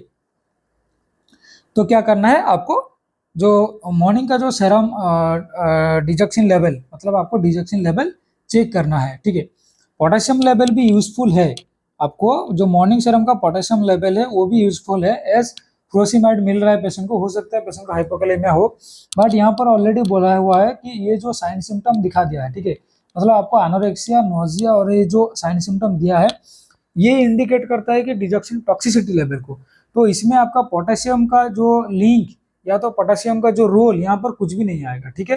पहले तो अगर डिजक्शन का रोल आएगा, ठीक है, अगर ये ऑप्शंस में नहीं होता तो शायद हम पोटेशियम को करते, ठीक है, अगर ये ऑप्शंस में नहीं होता तो हम पोटेशियम लेवल करते, क्योंकि लो पोटेशियम कैन कॉज डिजक्शन टॉक्सिसिटी। चलिए नेक्स्ट क्वेश्चन में आगे बढ़ते हैं, ठीक है। नेक्स्ट क्वेश्चन आप देखिए, नेक्स्ट क्वेश्चन आप देखिए, पढ़िए क्वेश्चन को पढ़िए। A nurse has taught a client who is taking xanthine bronchodilator, क्या ले रहा है, जानथिन ब्रोंकोडाइलेटर। वो जानथिन ब्रोंकोडाइलेटर क्या होते हैं हम आपको बताएंगे, ठीक है।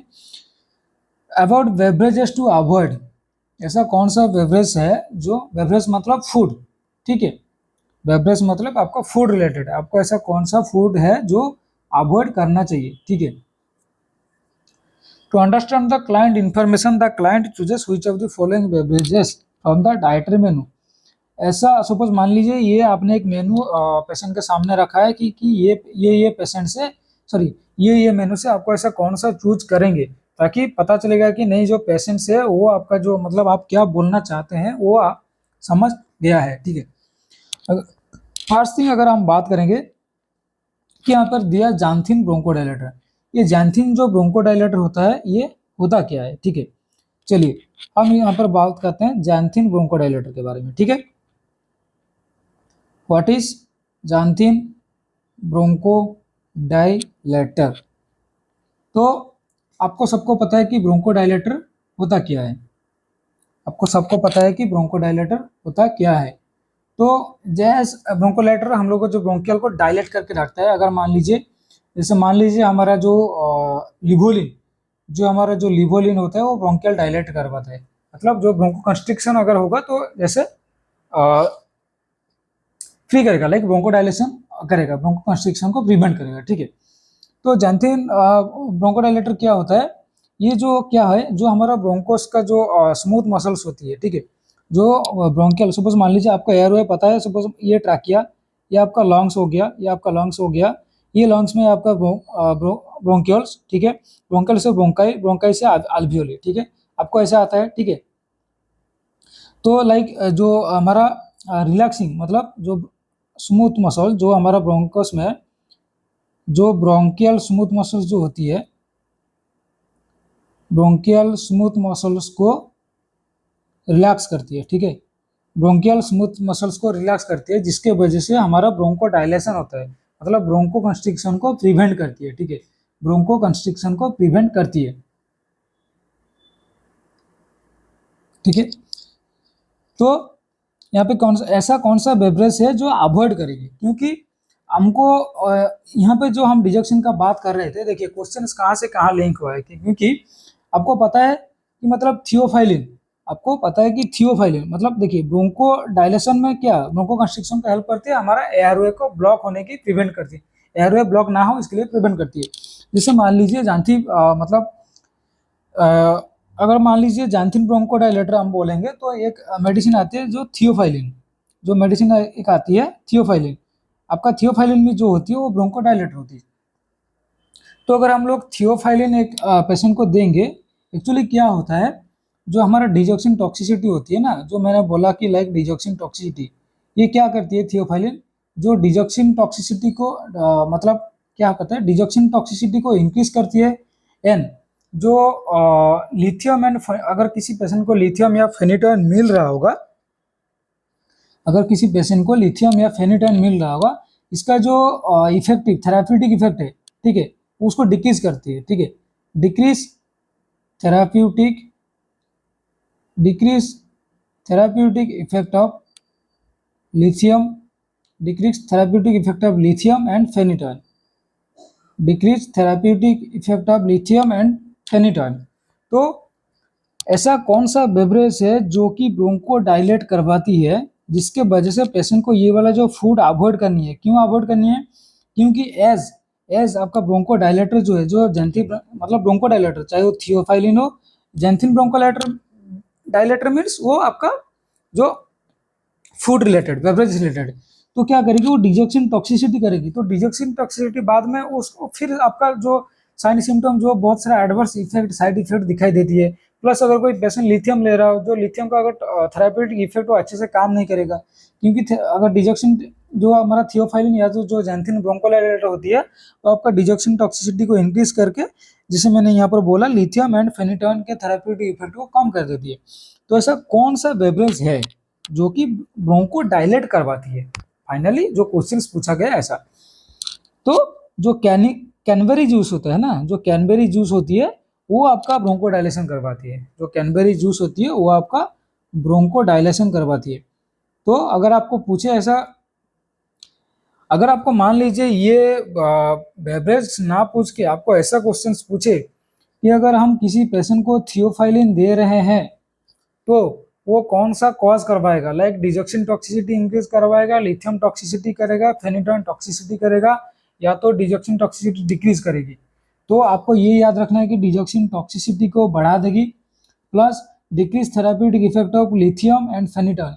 ये मोस्ट इंपॉर्टेंट क्वेश्चन है। होपफुली आपको ये क्वेश्चन आपको और कहीं देखने को लिए मिला नहीं होगा, ठीक है, क्योंकि जो रैशनल आप देख रहे हो ना, ठीक है, उस रैशनल के ऊपर आप फोकस करो, ठीक है। आपको लग रहा हो कि ये बेवरेज का क्वेश्चन क्यों लेके आ गए हैं, आपको क्वेश्चंस में बेवरेज लग रहा है, लेकिन रैशनल में देखिए कहाँ कहाँ से कितना तक अंदर, मतलब कौन सा डीपली हम गए हैं, ठीक है ना। तो ये आपको देखना है। हो सकता है ये आपको बेवरेज क्वेश्चन चेंज करके आपको इसके रिलेटेड क्वेश्चन डाल दे, ठीक है। कि अगर पेशेंट को मान लीजिए किसी को ब्रोंकोडायलेटर दे रहे हैं, तो उसमें अगर ऐसा भी क्वेश्चन पूछा सकता है कि कोई पेशेंट को डिजॉक्सिन मिल रहा है, डिजॉक्सिन दे रहे हैं, उस केस में हम लोग ब्रोंकोडायलेटर देंगे या नहीं, क्योंकि अगर ब्रोंकोडायलेटर देंगे तो डिजॉक्सिन टॉक्सिसिटी इंक्रीज करेगा। तो क्या करना है, ब्रोंकोडायलेटर नहीं देना है, ठीक है। तो क्या करना है, ब्रोंकोडायलेटर नहीं देना है। होप आपको इसका रिलेटेड जो भी क्वेश्चन था आपको क्लियर हो गया होगा। चलिए नेक्स्ट क्वेश्चन में बढ़ते हैं, नेक्स्ट क्वेश्चन में बढ़ते हैं, ठीक है। देखिए क्वेश्चंस क्या दिया हुआ है। A client is scheduled to have serum digoxin level obtained. The nurse should have planned to have blood sample. मतलब एक client is schedule to have serum digoxin level, एक पेशेंट का सेरम डिजॉक्सिन लेवल जो है वो check करना है। तो नर्स जो है वो कब प्लान करेगी कि ब्लड सैंपल को ड्रॉ करना है। देखिए ऑलवेज आपको कुछ भी ब्लड सैंपल रिलेटेड ड्रॉन का बात करे, अगर आपको मान लीजिए किसी पेशेंट को हीमोग्लोबिन कम है, उसका ऑब्वियसली पीआरबीसी देने का 2 से 3 घंटे बाद, 2 से 3 घंटे नहीं, अगर कुछ इमरजेंसी है हम 1 आवर के बाद चेक कर सकते हैं, बट एटलीस्ट 2 to 3 आवर्स के बाद हम लोग को सैंपल चेक करना है। बट अगर किसी चीज़ का थेराप्यूटिक लेवल पूछे, कुछ मेडिसिन देना है नहीं देना है, चाहे वो लिथियम का हो, फेनिटाइन का हो, आपका लोराजेपाम का हो, कुछ भी हो, तो ऑलवेज क्या करना है, मेडिसिन बिफोर मेडिसिन, मेडिसिन देने से पहले आपको ब्लड सैंपल जो है, आपका जो ब्लड सैंपल है वो आपको ड्रॉ करना है, जो आपका ब्लड सैंपल है वो आपको ड्रॉ करनी है, ठीक है। तो यहाँ पर ज़्यादा टाइम वेस्ट ना करते हुए आपको पता है जस्ट बिफोर डोज गिवन, क्योंकि ये सबको पता है। ऐसा नहीं है कि आप पहले तो आप मेडिसिन दे दिए, फिर 1 घंटे के बाद, मतलब अगर मेडिसिन देने का 1 घंटे के बाद आप ब्लड ड्रॉ कर रहे हो, मतलब वो ऑलरेडी जीआई सिस्टम में पूरा ऑब्जर्व हुआ होगा, ब्लड थेरापेटिक लेवल ऑब्वियसली आपका बढ़ा हुआ आएगा। तो just before the dose given, आपको डोज देने से पहले आपको जो सैंपल ड्रॉ करना है, ठीक है। नेक्स्ट क्वेश्चन, चलिए नेक्स्ट क्वेश्चन में बढ़ते हैं। क्वेश्चंस को पढ़िए, ठीक है। क्वेश्चंस क्या बोल रहा है, क्वेश्चंस को पढ़िए।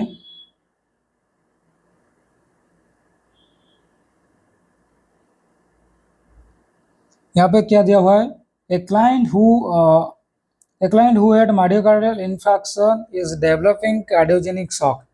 ओके, यहाँ पर शॉक की बात किया हुआ है, cardiogenic shock. The nurse assess the which peripheral vascular manifestation for complication, the nurse assess for which peripheral vascular manifestation of this complication.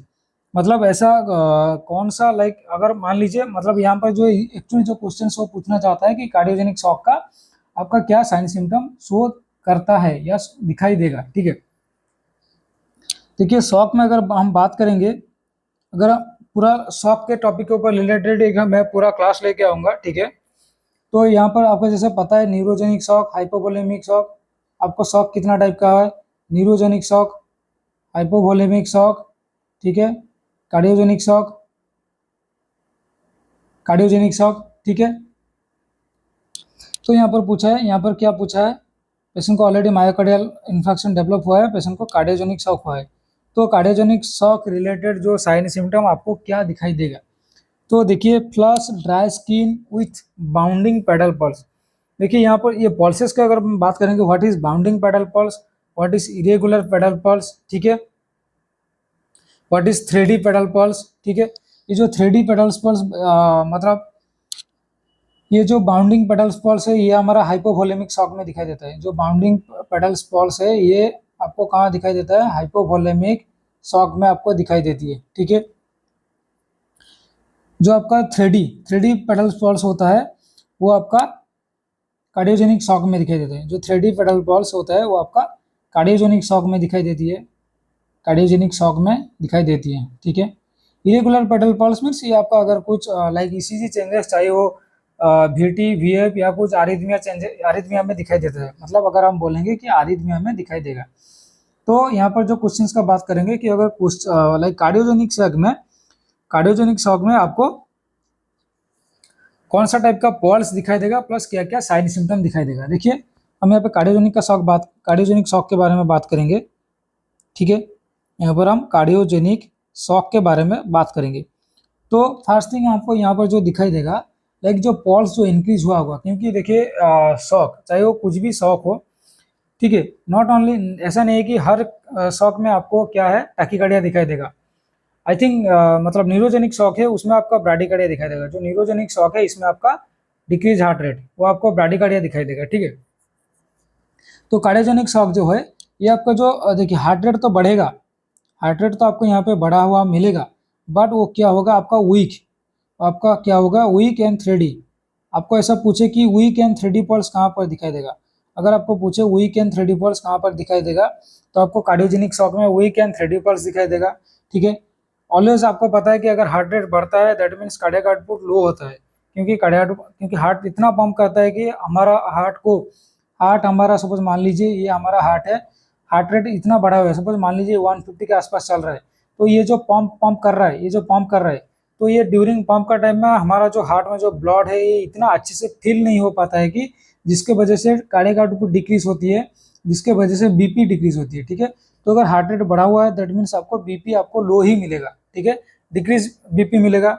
Due to decrease BP आपको क्या दिखाई देगा, आपको यूरिन आउटपुट भी डिक्रीज दिखाई देगा, ठीक है।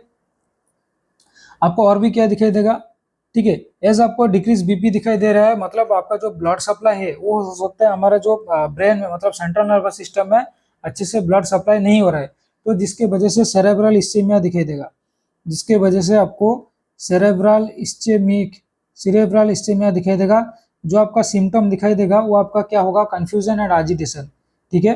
अगर आपको पूछे कि कंफ्यूजन एंड कार्डियोजेनिक शॉक में अगर आपको क्लासिकल साइन सिम्टम पूछे, अगर आपको classical sign symptom of cardiogenic shock तो आपको कंफ्यूजन करना है। ये आपका हो गया classical sign symptom of cardiogenic shock, ये आपका हो गया classical sign symptom of cardiogenic shock. आपको कार्डियोजेनिक शॉक में कौन सा क्लासिकल साइन सिम्टम दिखाई देगा, confusion and agitation plus plus आपका कूल एंड काल्मी स्किन, दिखाई देगा, कूल एंड काल्मी स्किन दिखाई देगा, ठीक है। तो ये हो गया आपका कार्डियोजेनिक शॉक रिलेटेड जो भी आपका ऐसा पूछा जाएगा, मतलब आपका जो आंसर होगा वो आपका आंसर नंबर 3 होगा, ठीक है। आंसर नंबर आपका 3 होगा, आंसर नंबर आपका 3 होगा, ठीक है। नेक्स्ट क्वेश्चन में बढ़ते हैं, चलिए क्वेश्चन को रीड कीजिए, क्वेश्चन को रीड करिए, ऑप्शंस जो है आपका आंसर कमेंट करने की कोशिश कीजिए, आंसर जो है वो आप कमेंट करने की कोशिश करो। The nurse insert a indwelling Foley's catheter, the nurse inserting a indwelling Foley's, मतलब ये आपका जो भी आया है वो आपका रिलेटेड शॉक, मतलब चाहे वो हाइपोवोलेमिक हो कार्डियोजेनिक हो तो वो रिलेटेड आया है, ठीक है। तो क्वेश्चंस क्या बोल रहा है, the nurse is insert a indwelling Foley's catheter into the bladder of the post operative client who has not voided since for 8 hours, voided not for 8 hours, okay, and has a distended bladder है, जिसके वजह से कि lower abdomen जो है वो pen होती है, नॉट पेन होने की नहीं, पेन होती है। After the tubing is secure, मतलब फॉलिस कैथेटर सिक्योर हो गया, ठीक है। And the collection bag is hang at the bed frame, and वो बोलना चाहते कि कलेक्शन जो हुआ है वो 900 ml हुआ है, ठीक है। जो आपका कलेक्शन आया है वो 900 ml है, and urine has drain into the collection bag, the appropriate nursing action for safety of the client. देखिए ऑलमोस्ट 8 आवर्स से आपका यूरिन हुआ नहीं, but after Foley catheter insert करने के बाद आपको ऑलमोस्ट 900 ml आपका यूरिन हो गया है। तो यहाँ पर बोल रहे हैं जो फॉर पेशेंट सेफ्टी के लिए आपका जो प्राइमरी नर्सिंग एक्शन रहेगा, आपका जो अप्रोप्रिएट नर्सिंग एक्शन रहेगा या प्राइमरी नर्सिंग एक्शन रहने वाला है वो क्या रहेगा। तो ऑप्शंस में है check the specific gravity of urine, clamp the tubing for 30 minutes and then release, provide suprapubic pressure to maintain steady flow of urine, raise the collection bag high enough to slow the rate of drainage, to last में क्या बोला, raise the collection bag high enough to slow the rate of drainage. चलिए comment कीजिए answer. देखिए मैं बोल ले रहा हूँ, कुछ कुछ ऐसा लगेगा कि अगर मतलब कुछ कुछ लोग मतलब कुछ कुछ ऐसा बोलते हैं कि लाइक जो हमारा यूरिन बैग है उसको क्लैंप नहीं करना चाहिए। यूरिन बैग जो है अगर यूरिन आ रहा है आने दीजिए, बट उसको क्लैंप नहीं करना चाहिए। बट एक्चुअली में ये गलत प्रोसेस है, ठीक है, ये एक्चुअली में रॉन्ग प्रोसेस है। क्योंकि जैसे आपको पता है, अगर आप कुछ भी मतलब हमारा बॉडी से अगर कुछ फ्लूइड निकल रहा है, अगर आप उसको रेपिडली मोर देन 1000 निकाल रहे हो, अगर आप रेपिडली मोर देन 1000 ml आप जानबूझ के निकाल रहे हो, चाहे वो आसाइटिक टैपिंग हो, प्लूरल टैपिंग हो, या तो आप ब्लैडर डिस्टेंडेड है, अगर आप फॉलिस कैथेटर करके यूरिन निकाल रहे हो, तो इसमें क्या होता है, भास्कुलर कोलैप्स होने की चांसेस रहती है। तो भास्कुलर कोलैप्स होने के बाद क्या हुआ, पेशेंट को डिक्रीज बीपी फॉल होने की चांसेस होती है। तो देखिए यहाँ पर स्पेसिफिक ग्रेविटी रिलेटेड यहाँ पर कुछ भी आपका नहीं करना है, क्योंकि स्पेसिफिक ग्रेविटी जो है हम इसके बारे में भी बात करेंगे। यूजुअली वो क्या होता है, डायबिटीज मेलाइटिस या डायबिटीज इंसिपिडस में हम लोग चेक करते हैं स्पेसिफिक ग्रेविटी। क्योंकि जो हम लोग का सियाट सिंड्रोम भी होते हैं, जो हम लोग का सियाट सिंड्रोम में भी होता है, जिसमें से आपका मतलब जो syndrome of in appropriate anti diuretic hormone, syndrome of in appropriate anti diuretic, मतलब आपका यूरिन फ्लो इतना होगा, मतलब बहुत सारा यूरिन होगा जिसमें से आपका स्पेसिफिक ग्रेविटी बढ़ा हुआ होगा। लेकिन डायबिटीज इंसिपिडस में क्या होगा, आपका स्पेसिफिक ग्रेविटी बढ़ा हुआ होगा, और सियाट सिंड्रोम में जो स्पेसिफिक ग्रेविटी होता है आपका कम होता है। ठीक है, सियाट सिंड्रोम में स्पेसिफिक ग्रेविटी जो यूरिन का होता है वो कम होती है। इसके बारे में हम बात करेंगे जब हम एंडोक्राइन सिस्टम में आपको क्वेश्चन रिलेटेड आएगा, और भी अच्छे से डिस्क्राइब करेंगे। देखिए ऑलवेज क्या करना है, ऑलवेज यहाँ पर अगर बोल दिया है कि 900 ml आपका यूरिन आउटपुट हो गया, दैट मीन्स आपको क्लाम करना है, ये हो गया आपका आंसर। ठीक है, देखिए प्रोवाइड सुप्राप्यूबिक प्रेशर कभी भी नहीं देना है to steady flow of urine. मैंने आपको ऑलरेडी क्या बोला, ऑलमोस्ट 1000 आपको ऐसा करना है कि 1000 टारगेट लेके निकलना है। बट अगर आप ज़्यादा प्रेशर देंगे तो ऐसा नहीं करना है, क्योंकि जैसे भास्कुलर कोलैप्स वगैरह होने की चांसेस होती है। लास्ट में जो क्वेश्चन दिया हुआ है कि यूरिन बैग को हैंड का मतलब अबव ब्लैडर रखिए। अगर आपको यूरिन, मान लीजिए यूरिन बैग आपको कुछ भी, अगर आप चाहे वो एनजी लगा रहे हो या फॉलिस लगा रहे हो, आपको कुछ भी चीज़ उसके मतलब अगर आप एनजी लगा रहे हो तो बिलो स्टोमक या तो बिलो हमारा जो एब्डोमिनल एरिया है वहाँ पर रखना है, ना कि हेड साइड में रहेगा। मैंने ऑलरेडी एनजी रिलेटेड क्वेश्चन लिया था, मैंने बता दिया। ठीक है, और अगर आपको फॉलिस लगा रहे हो तो आपको बिलो ब्लैडर रखना है। अगर आप फॉलिस लगा रहे हो बिलो ब्लैडर रखना है। तो एबव इसीलिए नहीं करते हैं क्योंकि जो जो वाला सपोज मान लीजिए ये आपका यूरिन कलेक्शन बैग है, ये आपका ब्लैडर है, तो यूरिन कलेक्शन बैग में फिर से ब्लैडर में यूरिन रिटर्न जाने का बैक फ्लो यूरिन रिटर्न जाने के चांसेस है। चांसेस नहीं, अगर आप ऊपर करोगे तो यूरिन रिटर्न जाएगा। यूरिन रिटर्न जाने के बाद इसमें दो चीज हो सकता है। ठीक है, मतलब हम अगर ऐसा कर मतलब देखिए ऑलरेडी एक बैग में आ गया था, क्योंकि ये मान लीजिए मतलब क्या है, बहुत ही स्मूथ मसल्स होता है, बहुत ही भास्कुलराइज होता है, तो इसमें से हेमाचुरिया होने का भी चांसेस होती है, हेमाचुरिया होने का भी चांसेस होती है। देखिए ये जो प्रेशर सुप्राप्यूबिक प्रेशर का बात किया ना, अगर हम इसमें देंगे हेमाचुरिया होने का भी चांसेस हो सकती है। बट इसमें जो अगर हम लोग यूरिन रिटर्न देंगे तो इसका मेन जो कॉज है वो आपका इन्फेक्शन करवाएगा। ये जो मेन जो कॉज है ये आपका इन्फेक्शन करवाएगा। तो इसीलिए कभी भी आपको अगर यूरिन बैग का चाहे खाली कर दो, ठीक है, लेकिन आप कभी भी जब हम यूरिन कलेक्शन, जब हम यूरिन सैंपल कलेक्शन के बारे में हम क्लास करेंगे तब हम आपको बताएंगे। ठीक है, तब हम आपको बताएंगे कि क्या होता है। आप बस अभी के लिए थोड़ा सा नॉलेज रख लीजिए कि यूरिन बैग को कभी भी इसलिए रिटर्न नहीं करना है क्योंकि इन्फेक्शन होने का चांसेस होगा, यूटीआई होगा, क्योंकि ऑलवेज एक बाहर आ गया है, बैग से बाहर दे रहे हैं, हो सकता है ट्यूब स्टेराइल है, बट वंस बाहर आ गया मीन्स। और एक बात, अगर मान लीजिए आपका यूरिन बैग जो कैथेटर के साथ अगर कनेक्ट हो गया होगा, उसको कभी भी डिस्कनेक्ट नहीं करना है, उसको कभी भी डिस्कनेक्ट नहीं करना है। अगर आपको सैंपल लेना है तो जो बैग में एक कनेक्टर होगा, सपोज मान लीजिए ये आपका बैलून इन्फ्लेशन पोर्ट है, ये आपका ट्यूब है, ये जो मिडिल वाला पोर्शन रहता है वहां से आपको स्टेराइल वे में नीडल प्रिक करके विथ सिरिंजेस के साथ लेना है। ऐसा नहीं कि बैग डिस्कनेक्ट कर दो फिर डाल दो यूरिन फिर उसके बाद कनेक्ट कर दो, ऐसा कभी नहीं होता है। ठीक है, तो आपको क्या करना है, क्लाम करके रखना है, ठीक है। क्लाम इसलिए करके रखना है, मैंने ऑलरेडी आपको बताया कि आपका जो आउटपुट है वो 1000 रखना है। क्यों 1000 रखना है? क्योंकि देखिए आपका जो नॉर्मल आउटपुट होता है वो 1500 ml की होती है। होल 24 आवर डे में टारगेटेड जो नॉर्मल यूरिन आउटपुट होती है वो 1500 ml की होती है। अगर आप पूरा टोटल निकाल दोगे तो ऐसे vascular कोलैप्स होगा ना, तो यही रीजन होता है, ठीक है। तो आप क्लाम कीजिए, एटलीस्ट 30 मिनट्स क्लाम करके फिर उसके बाद आप डिस्कनेक्ट कर दीजिए। नेक्स्ट क्वेश्चन देखते हैं। नेक्स्ट क्वेश्चन में आप नेक्स्ट क्वेश्चन पढ़िए क्या लिखा हुआ है। The nurse is caring for a client. The nurse is caring for a client with thoracic spinal cord injury. Okay, thoracic spinal cord injury हुआ है। As part of nursing care plan, as a part of nursing care plan, the nurse monitor for spinal shock. देखिए spinal shock in the sense हम ऐसे बोल सकते हैं कि ये न्यूरोलॉजिकल मतलब neurogenic shock as a type ऐसा पकड़ के चलिए, क्योंकि न्यूरोलॉजिकल ऐसा मतलब प्रॉब्लम हो रहा है। In the event the spinal shock occurs, यहाँ पर पूछा है the nurse anticipate the most likely IV fluid to be prescribed would be. मतलब अगर आपको पूछ रहा है कि मतलब कि अगर पेशेंट को कुछ शॉक है तो हम लोग कौन सा जो आईवी फ्लूइड, जो आईवी फ्लूइड का जो चॉइस, जो आईवी फ्लूइड चॉइस आपको क्या रहेगा, ठीक है। डेक्स्ट्रन रहेगा 0.9% एनएस, 5% डेक्सट्रोज, 5% डेक्सट्रोसिन, 0.9% नॉर्मल सलाइन, ठीक है। मतलब ये 5% डेक्सट्रोज बोल रहा है प्लस 5% डेक्सट्रोसिन, 0 पॉइंट जो हम लोग का जो D5 होता है ना, ये जो 5% डेक्सट्रोजिन 0.9% नॉर्मल सलाइन बोल रहा है, मतलब ये आपका 5% ये 100 ml में होती है, ना कि 500 ml में होती है, ठीक है। ये 100 ml के हिसाब से ये कैलकुलेशन किया हुआ है, बट आपको लिखा आएगा कि 5% डेक्सट्रोज इन 500 ml, ठीक है। मतलब इन 100 ml 500 ml नहीं लिखा आता है, मैंने पूरा पिक ला के आपको दिखाऊंगा, ठीक है।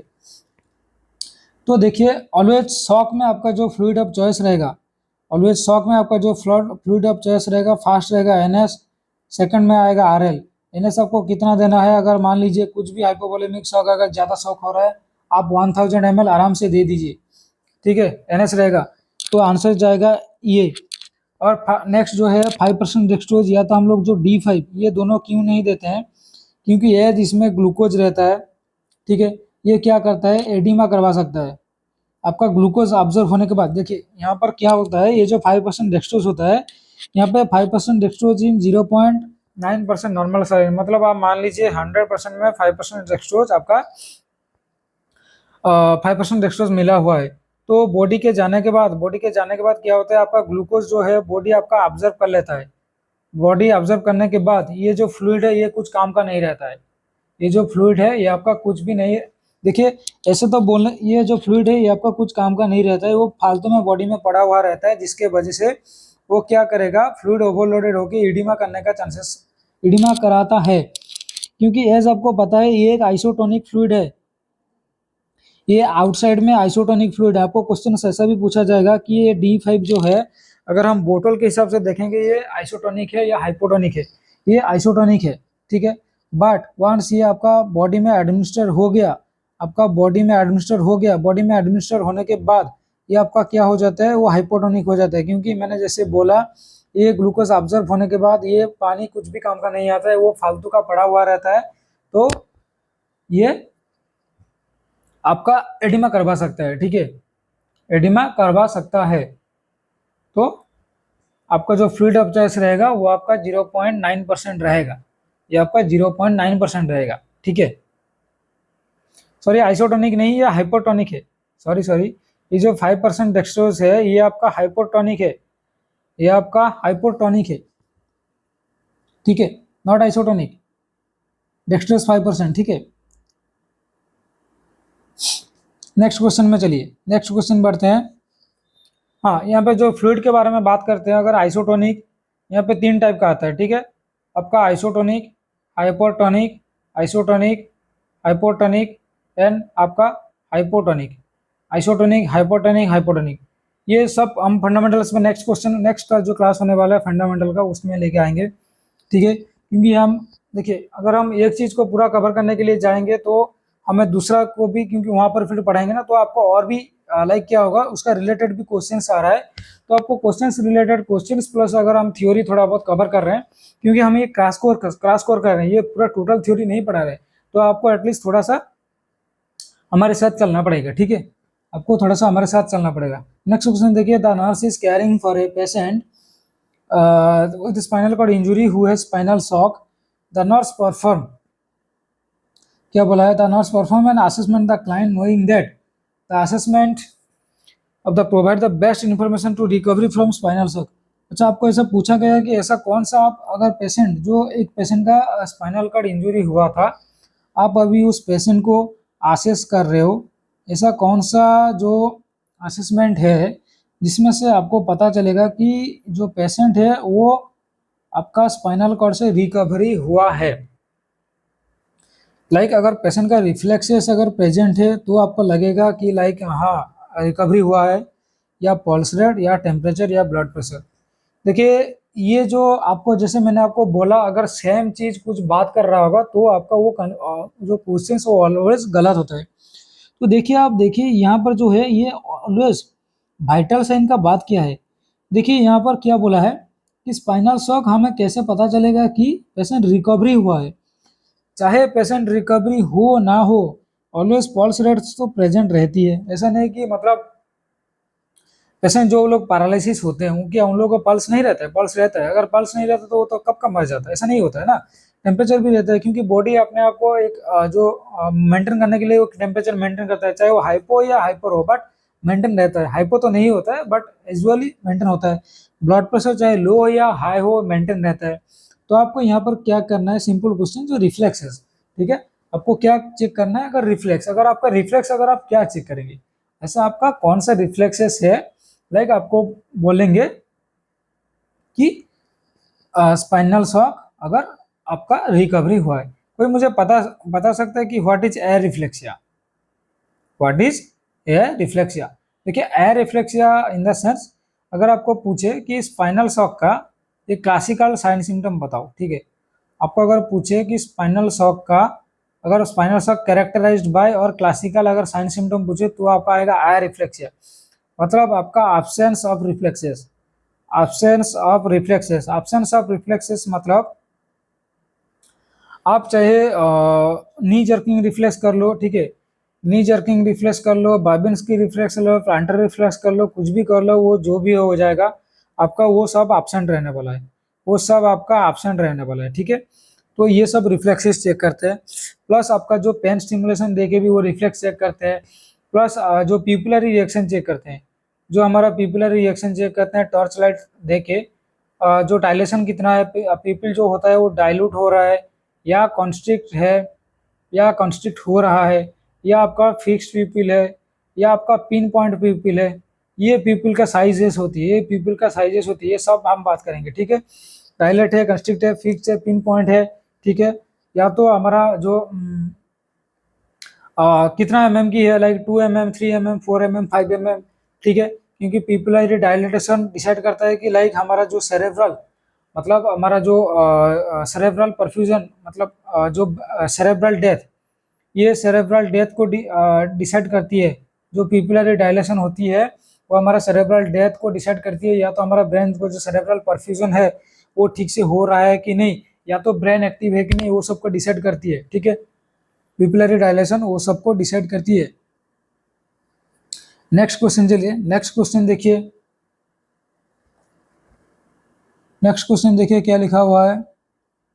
A child is admitted, a child has admitted to the pediatric unit, a child is admitted to the pediatric unit, diagnosis of acute gastroenteritis। ऐसा आपको पता है कि गैस्ट्रोएंटेराइटिस होता है क्या है, that infection in the colon, मतलब आपका गैस्ट्रिक कोलन, ठीक है। The nurse monitor the child for sign of hypovolemic shock. देखिए यहाँ पर शॉक के बारे में जो बात कर रहा था, यहाँ पर हाइपोवोलेमिक शॉक का बात, हाइपोवोलेमिक शॉक का दिया हुआ है। As a result of fluid and electrolyte losses that have occurred in the child, which finding indicate that presence of compensated shock, which finding indicated that presence of compensated shock। मतलब patient को already एक जो diagnosis किया हुआ था gastroenteritis के वजह से पेशेंट हाइपोवोलेमिक शॉक में है। तो हाइपोवोलेमिक शॉक में जो था, जिसको हम क्या किए हैं ऑलरेडी, उसको फ्लूइड लाइक इलेक्ट्रोलाइट लॉस हुआ है। देखिए ऐसा कौन सा फ्लूइड एंड इलेक्ट्रोलाइट लॉस हुआ है जो कि हम प्रेजेंस, मतलब कैसे हम पता लगाएंगे ये जो शॉक है वो कंपनसेट कर रहा है कि नहीं कर रहा है। तो ऑप्शंस में देखिए आपको क्या है, आंसर देने की कोशिश कीजिए। ब्राडिकार्डिया, हाइपोटेंशन, प्रोफ्यूज डायरिया, ठीक है, प्रोफ्यूज डायरिया या capillary refill more than 2 seconds, capillary refill more than 2 second, क्या हो सकता है? देखिए मैंने ऑलरेडी आपको बोला कि लाइक ब्राडिकार्डिया, जो मैंने बोला था कि ब्राडिकार्डिया कौन सी शॉक में आपको दिखाई देगा, लाइक न्यूरोलॉजिकल, जो हमारा न्यूरोलॉजिकल शॉक में आपका ब्राडिकार्डिया दिखाई देगा। ठीक है, आपको न्यूरोलॉजिकल शॉक में आपका ब्राडिकार्डिया दिखाई देगा। देखिए हाइपोवोलेमिक शॉक में हाइपोटेंशन तो दिखाई देगा, लेकिन हाइपोटेंशन के साथ साथ आपको ऐसा लग रहा है which finding would indicate that presence of compensated shock, कि वो शॉक जो है वो कॉम्पेंसेट कर रहा है, जो शॉक जो है वो कॉम्पेंसेट कर रहा है। मतलब आपका जो लाइक मतलब कॉम्पेंसेट, मतलब देखिए अगर आप कॉम्पेंसेट का बात करेंगे, मतलब ड्यू टू द शॉक, मतलब जो जो साइन सिम्टम आपको दिखाई देगा, लाइक आपको टैकीकार्डिया दिखाई देगा, आपका जो कार्डियक आउटपुट है वो आपका मतलब डिक्रीज हो जाएगा। ठीक है, मतलब कॉम्पेंसेट कर रहा है, कॉम्पेंसेट मतलब शॉक ऑलरेडी है, कुछ चीज आपको कॉम्पेंसेट करके आपका जो शॉक है वो प्रिवेंट कर रहा है। ठीक है, ये यही को पूछना चाहता है, मतलब ये जो बोल रहा है कि प्रेजेंस ऑफ कॉम्पेंसेटेड शॉक, मतलब अगर हम ऐसे देखने के लिए जाएंगे कि व्हाट इज कॉम्पेंसेटेड, मतलब कॉम्पेंसेट क्या होता है।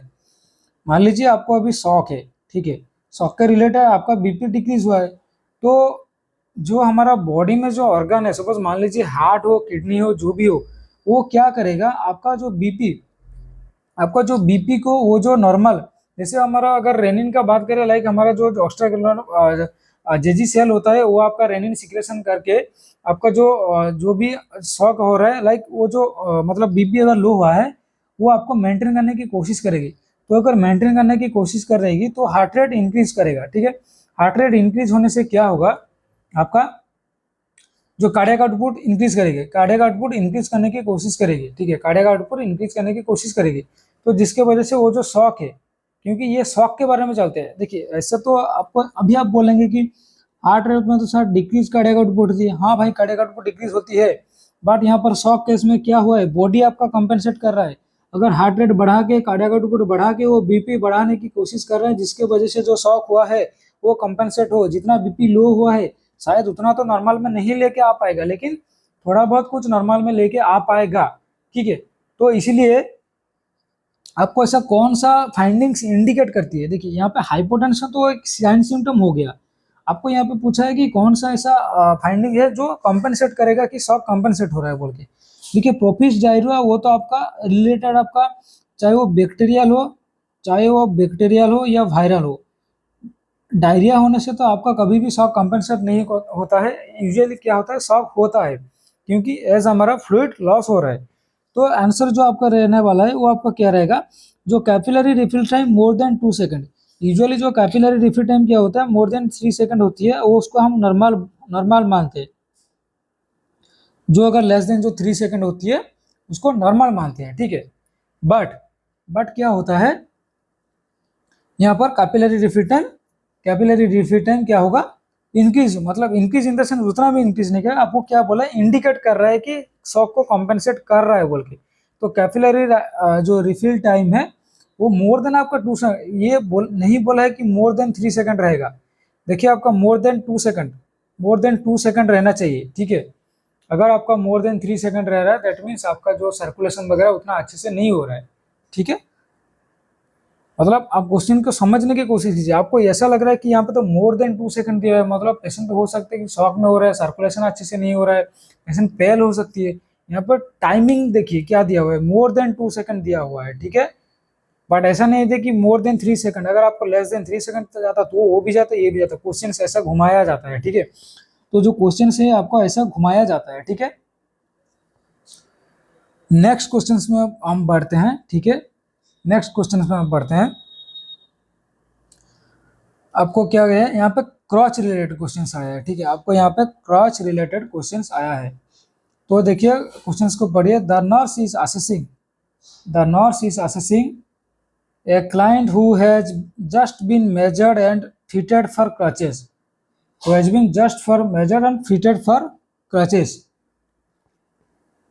The nurse determined that the client crutches are fit correctly. अगर मान लीजिए कोई पेशेंट को हम लोग क्रॉच दे रहे हैं, क्रच वॉकिंग, उनको हेल्थ एजुकेशन दे रहे हैं, ऐसा आपको नर्स ऐसा कौन सा जो असेसमेंट करेगी, ताकि जो नर्सिंग ऑफिसर है वो आप ऐसा कौन सा असेसमेंट करोगे जो कि आपको पता चलेगा कि जो क्रच है वो पेशेंट में फिट हुआ है, ठीक है। लाइक कुछ भी ऐसा कुछ इश्यूज ऐसा नहीं है कि पेशेंट को डिस्कम्फर्ट हो रहा है, एक्सिलरी पेन हो रहा है, कि कुछ इश्यूज हो रहा है। तो ऑप्शंस में क्या क्या रहने वाली है, तो ऑप्शंस में आपका क्या क्या रहने वाली है। The nurse is assessing the client who has been sorry, question तो आप तो पढ़ लिया ऑलरेडी। अब आंसर की तरफ चलते हैं। अब क्या है, आंसर की तरफ चलते हैं। The top of the cross is even with axilla, the top of cross is even with the axilla, मतलब जो क्रॉच का टॉप, सपोज मान लीजिए ये आपका, देखिए यहाँ पर देखिए ये जो क्रॉच टॉप है ये आपका विथ एक्सिला, मतलब एक्सिला के साथ अटैच रहेगा, आप ऐसा बोल रहा है। देखेंगे क्वेश्चंस देखेंगे। The elbow is straight when the hand is on hand grip, बोल रहे हैं कि एल्बो ऐसे स्ट्रेट रहनी चाहिए, ठीक है, एल्बो आपकी स्ट्रेट रहनी चाहिए।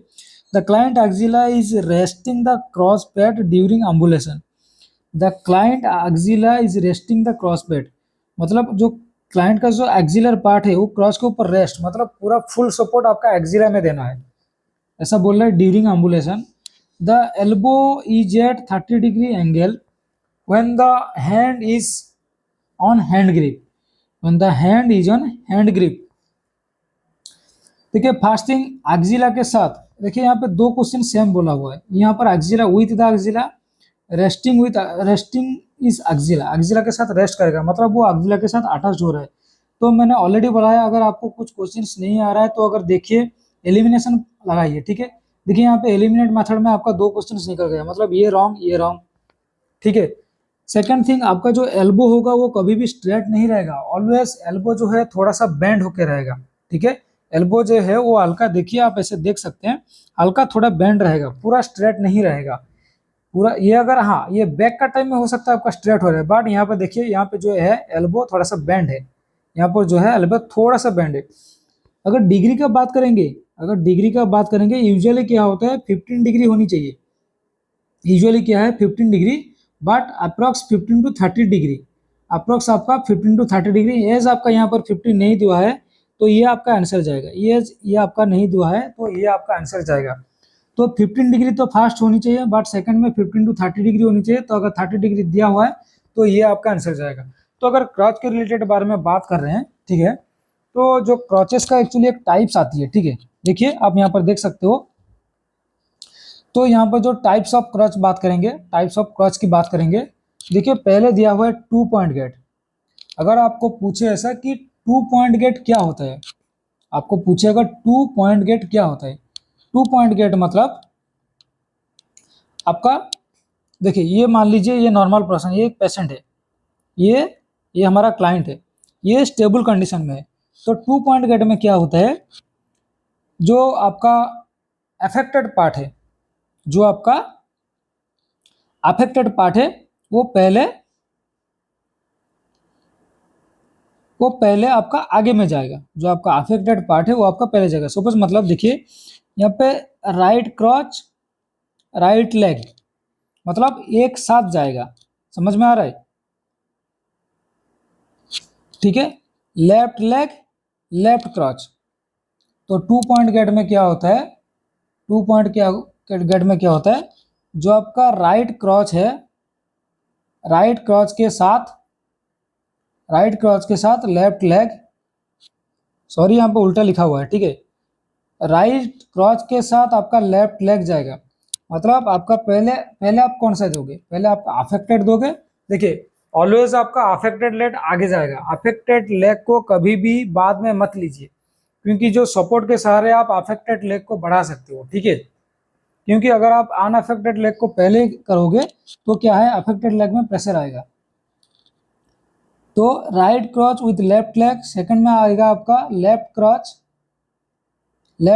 With right leg, left क्रॉच with right leg, वो होगा, ठीक है, वो होगा। देन नेक्स्ट आपका आएगा 3 पॉइंट गेट। आपको ऐसे पूछा जाएगा कि अगर मान लीजिए 2 पॉइंट गेट में, अगर आपको क्वेश्चन भी दे देगा ऐसा कि अगर एक पेशेंट राइट क्रॉच के साथ, मतलब 2 पॉइंट गेट में ऐसा पूछा जाएगा कि 2 पॉइंट गेट में पेशेंट कौन सा जो क्रॉच है पहले पहले कौन सा मूव करेगा। देखिए पहले आपका राइट क्रॉच मूव करना है, फिर लेफ्ट लेग मूव करना है। मतलब अगर आपका लेफ्ट लेग आपका अफेक्टेड हुआ है, दैट मीन्स राइट क्रॉस जाएगा, फिर लेफ्ट लेग जाएगा, फिर आपका लेफ्ट क्रॉस जाएगा, फिर राइट लेग जाएगा, ठीक है। सेम एज 3 पॉइंट गेट में क्या होता है, अगर आपको पूछे कि 3 पॉइंट गेट में क्या होता है, 3 पॉइंट गेट में आपका ये याद रखिए, जो क्रॉच है वो आपका बोथ क्रॉच मूव होगा, आपका बोथ क्रॉच मूव होगा। मतलब ये आपका बोथ क्रॉच मूव हुआ, पहले फर्स्ट आपका बोथ क्रॉच मूव होगा, नेक्स्ट आपका क्या होएगा, आपका अफेक्टेड लेग, नेक्स्ट आपका अफेक्टेड लेग आएगा। ये आपका बोथ क्रॉच मूव होगा, सेकंड में आपका अफेक्टेड लेग, आपका अफेक्टेड लेग मूव होगा, नेक्स्ट में क्या होगा, अनअफेक्टेड लेग, नेक्स्ट में आपका अनअफेक्टेड लेग मूव होगा। मतलब देखिए 3 पॉइंट, मतलब देखिए यहाँ पर 2 पॉइंट का मतलब क्या है, आप 2 बार ले रहे हो, क्रॉच के साथ लेग ले रहे हो, ठीक है। 3 पॉइंट में क्या है, पहले आप क्रॉच दोगे, क्रॉच के सहारे सपोर्ट देके आप अफेक्टेड लेग लिए, अफेक्टेड लेग में तो प्रेशर नहीं दे रहे हो, क्रॉच में प्रेशर देके आप अनअफेक्टेड लेग को ले रहे हो, ठीक है। ये हो गया 3 पॉइंट गेट, ये आपका हो गया 3 पॉइंट गेट। आपको ऐसा पूछेगा कि ऐसा कौन सा गेट में, आप कैसे पूछ सकते हैं, ऐसा कौन सा गेट में कि बोथ क्रॉच एक साथ में मूव होती है, तो आपको 3 पॉइंट गेट, या तो 3 पॉइंट गेट में बोथ क्रॉच मूव करने के बाद आपका कौन सा लेग मूव होगा। मतलब देखिए क्वेश्चन आपका 3-4 टाइप का आ रहा है, ठीक है। बोथ क्रॉच 3 पॉइंट गेट में बोथ क्रॉच मूव होने के बाद नेक्स्ट आपका कौन सा लेग मूवमेंट करोगे, अफेक्टेड लेग करोगे या अनअफेक्टेड लेग करोगे। पहले तो आ गया अफेक्टेड लेग, सेकंड में आ गया आपका अनअफेक्टेड लेग। अगर अफेक्टेड लेग नहीं होगा तो फिर अनअफेक्टेड जाएगा, अगर अफेक्टेड होगा तो फिर आपका अफेक्टेड में जाएगा। क्वेश्चन को समझने की कोशिश कीजिए, क्वेश्चन कहाँ कहाँ से आ रहे हैं एंड कौन सी टाइप, मतलब ये कि 3 पॉइंट गेट में आपका 4 क्वेश्चन अराइज हो सकते हैं, 3 पॉइंट गेट में सिर्फ 4 क्वेश्चन अराइज हो सकते हैं, ठीक है। चलिए नेक्स्ट बात करेंगे 4 पॉइंट गेट। 4 पॉइंट गेट में क्या होता है, आप पहले राइट क्रॉच लीजिए, पहले आपका राइट क्रॉच लीजिए। मतलब 2 पॉइंट गेट में तो क्या हो रहा था, राइट क्रॉच के साथ आप लेफ्ट लेग ले रहे थे, फिर लेफ्ट क्रॉच के साथ आप राइट लेग ले रहे थे, ये तो हो गया आपका 2 पॉइंट गेट। बट यहाँ पर 4 पॉइंट गेट का बात किया, मतलब हर चीज एक एक बार जाएगा। पहले आपका राइट क्रॉच जाएगा, पहले आपका राइट क्रॉच, फिर सेम जाएगा, मतलब सेम इन द सेंस, देखिए 2 पॉइंट गेट में क्या जा रहा था, राइट क्रॉच के साथ लेफ्ट लेग जा रहा था। तो पहले तो आपका राइट क्रॉस जाएगा, फिर उसके बाद लेफ्ट लेग जाएगा, फिर आपका लेफ्ट क्रॉस जाएगा, लेफ्ट लेफ्ट क्रॉस जाएगा। देखिए राइट क्रॉच, फिर लेफ्ट लेग, फिर आपका लेफ्ट लेग, फिर आप सॉरी लेफ्ट क्रॉच, फिर आपका राइट लेग, मतलब आपका 4 बार, आपका ये 4 बार मूवमेंट करना पड़ रहा है, ठीक है। और ऑलवेज आपका अफेक्टेड लेग, ऑलवेज आपका अफेक्टेड लेग फास्ट मूवमेंट होगा, ये आप याद रख लीजिए। ऑलवेज आपका अफेक्टेड जो लेग है वो आपको, ये आपका मूवमेंट होगा। अगर आपको ऐसे ही पूछेगा कि 4 पॉइंट गेट में राइट क्रॉस जाने के बाद कौन सी लेग आपको, राइट क्रॉस जाने की राइट क्रॉस मूवमेंट करने के बाद कौन सी लेग आपको लेनी है, मतलब आपको लेग मूवमेंट करनी है, क्रॉच मूवमेंट करनी है, ऐसे क्वेश्चन पूछा जाता है, ठीक है। तो ये हो गया आपके 4 पॉइंट गेट। इसे अगर हम जब वीडियो में हम आपको पूरा लाइक वीडियो बेस्ट लेके आएंगे, जब हमारा आप डेवलप हो जाएगा, लाइक धीरे धीरे हमारा टेक्निकल सेटअप चल रहा है, तब आपको अच्छे से और भी समझ में आ जाएगा, ठीक है। नेक्स्ट आपका आएगा swing to gate, swing through gate. Next आपका आएगा swing to gate, swing through gate. तो स्विंग टू गेट में क्या होता है, देखिए पहले तो जैसे आपका 3 पॉइंट गेट में हो रहा था, लाइक बोथ क्रॉच मूव करना है। क्या करना है आपको, बोथ जो क्रॉच है, आपको बोथ क्रॉच मूव करनी है। नेक्स्ट आपको दोनों ही लेग, ठीक है, प्लस बोथ लेग आपको जंप करनी है। जंप करोगे, जो जंप आप करोगे उसका जो लेग का लेवल कहाँ रहेगा, अगर आपको पूछे स्विंग थ्रो गेट में क्रच मूवमेंट के बाद जो आप बोथ लेग उसका लेवल कहाँ रहेगा, वो आपका सिमिलर टू मतलब लेवल ऑफ क्रच में रहेगा। लेग जंप करने के बाद level of crutch, level of crutch में आपका लेग रहने वाला है। आप इमेज देख सकते हो, पहले आपका क्रच मूवमेंट हुआ, ये आपका पैर था, फिर आप जंप किए, ये आपका हो गया क्रच, ये आपका हो गया लेग, मतलब दोनों आपका सिमिलर, दोनों आपका सिमिलर सेम पोजीशन में रहेगा, दोनों आपका सिमिलर सेम पोजीशन में रहेगा। ऐसा नहीं है कि क्रॉच है यहाँ पर, आपका लेग यहाँ पर, ऐसा नहीं होना चाहिए। ये दोनों आपका सिमिलर होनी चाहिए। ये जो दोनों आप दिख रहे हो, ये जो दोनों आपको दिख रहा है, ये आपका दोनों सिमिलर रहनी चाहिए, ठीक है। नेक्स्ट आपका आ गया स्विंग थ्रू गेट। देखिए swing to gate, swing through gait, ठीक है। ये भी क्वेश्चन, ये सब जो भी क्वेश्चन आ रहा है सब नर्सेट मतलब 2, 3, 4, 5 हर जगह पूरा फैला हुआ है, ठीक है। तो जो स्विंग थ्रू गेट है, पहले सेम आप क्रॉच लेंगे, क्रॉच सेम आपको क्या करना है, बोथ क्रॉच को मूव करना है, बोथ क्रॉच को मूव करना है, बोथ आप क्रॉच को मूव करोगे। सेकंड में क्या करोगे, सेम बोथ लेग के, बोथ जो लेग है, बोथ लेग को आप जंप करोगे। बोथ लेग जंप करने के बाद आप क्या करोगे, जो आपका लेग का जो पोजीशन रहेगा, जो आपका लेग का पोजीशन रहेगा वो आपका क्या रहेगा, जो वो क्रॉच को, जो वो जो क्रॉच लेवल है, जो आपका क्रॉच लेवल है उसको क्रॉस करना है, ठीक है। उसको क्रॉस करना है, मतलब क्रॉस इन द सेंस आपका ये रहा क्रॉच, ये हो गया क्रॉच पोजीशन, ये हो गया लेग पोजीशन, ताकि आपको बैक प्लस सपोर्ट मिले, ठीक है। ताकि बैक प्लस मतलब बैक में आपको सपोर्ट मिले प्लस फ्रंट में आपको सपोर्ट मिले। आपको अगर लाइक जैसे मैंने बताया था, लाइक डिग्री का मतलब जो आपका क्रॉचेस का जो एंगल कितना रहेगा, मैं यहाँ पर और एक बार एंगल के बारे में बता दे रहा हूँ, ठीक है। तो आप एंगल में देखिए, आपका जो क्रॉचेस का जो एंगल प्लस कितना डिस्टेंस, मतलब अगर आप एक्जिला के साथ, ठीक है, जो हमारा डिस्टेंस रहेगा, distance of क्रॉच and axilla, first आएगा आपका 1 to 2 inch, 1 to 2 inch from axilla. मतलब आपको एक्जिला के साथ पूरा अटैच करके नहीं रखना है, या आपको एक्जिला को क्रच के ऊपर रेस्ट पोजीशन में इसीलिए नहीं रखना है क्योंकि जो एक्जिलरी नर्व है वो डैमेज होके आपको लाइक मूवमेंट, लाइक पैरालिसिस करने की chances, like right side paralysis होने की चांसेस हो सकती है।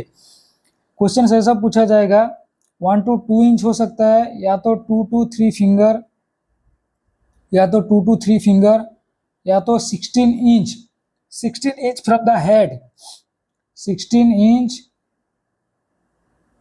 फ्रॉम हेड, ठीक है, 16 inch from head on average height person, एक एवरेज हाइट पर्सन। ऐसा नहीं कि आप बच्चे में भी 16 इंच रखोगे, ऐसा नहीं है। ऑलवेज चाहे बच्चे हो या जो भी हो, 1 to 2 इंच और 2 to 3 फिंगर रहेगा, 1 to 2 इंच और 2 to 3 फिंगर रहेगा। और जो मैंने एंगल का बात कर रहा था डिग्री का, वो आपका 15 to 3 डिग्री एंगल में रहेगा, फर्स्ट प्रायोरिटी 15 में जाएगा, ठीक है।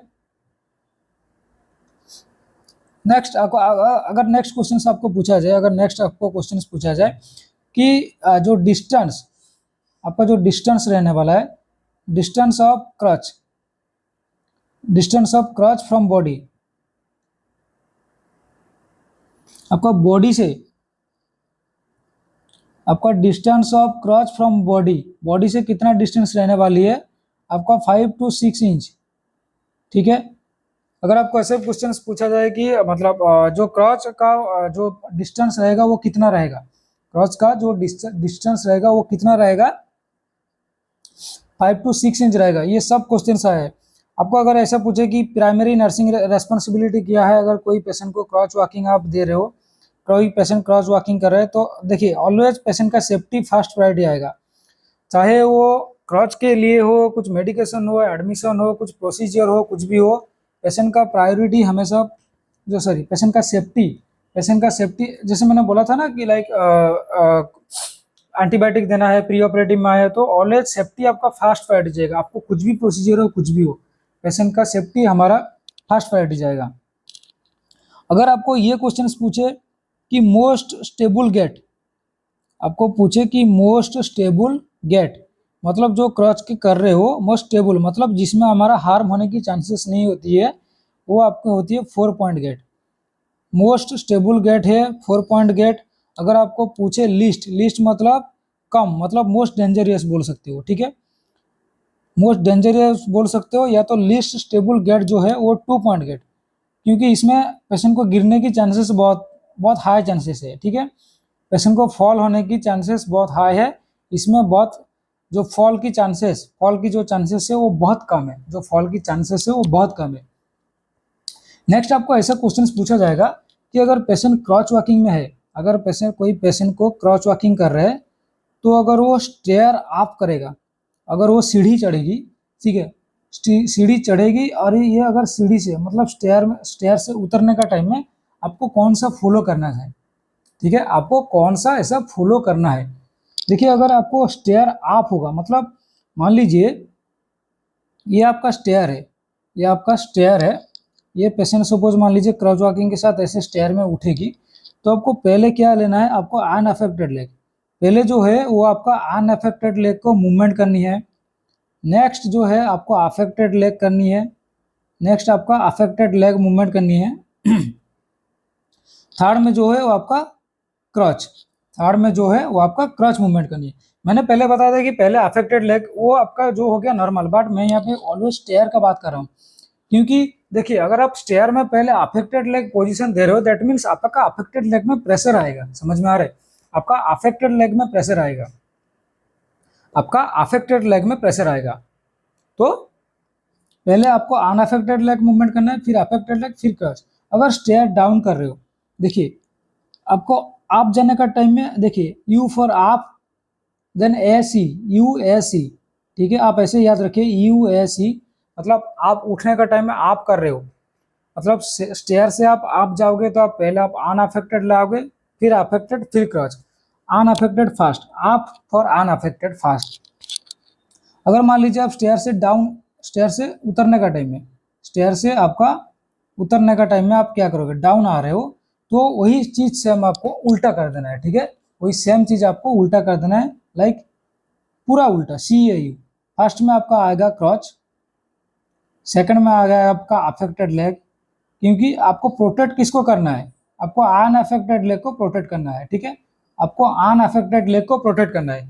तो ये हो गया आपका टोटल जो क्रच के बारे में ये आपका बोल दिया, like stair down, stair up, what is swing to gait, what is swing through gait, ठीक है।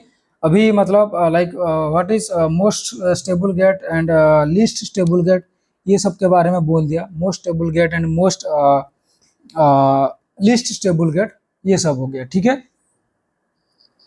तो नेक्स्ट जो हमारा नेक्स्ट जो क्वेश्चन आने वाला है, नेक्स्ट क्वेश्चन के ऊपर चलते हैं। ये आपका टोटल क्रॉच को, होप आपको क्रॉच रिलेटेड जो भी थोड़ा बहुत डाउट्स था वो आपका सब क्लियर हो गया होगा, जो भी थोड़ा बहुत डाउट था वो आपका सब क्लियर हो गया होगा, ठीक है।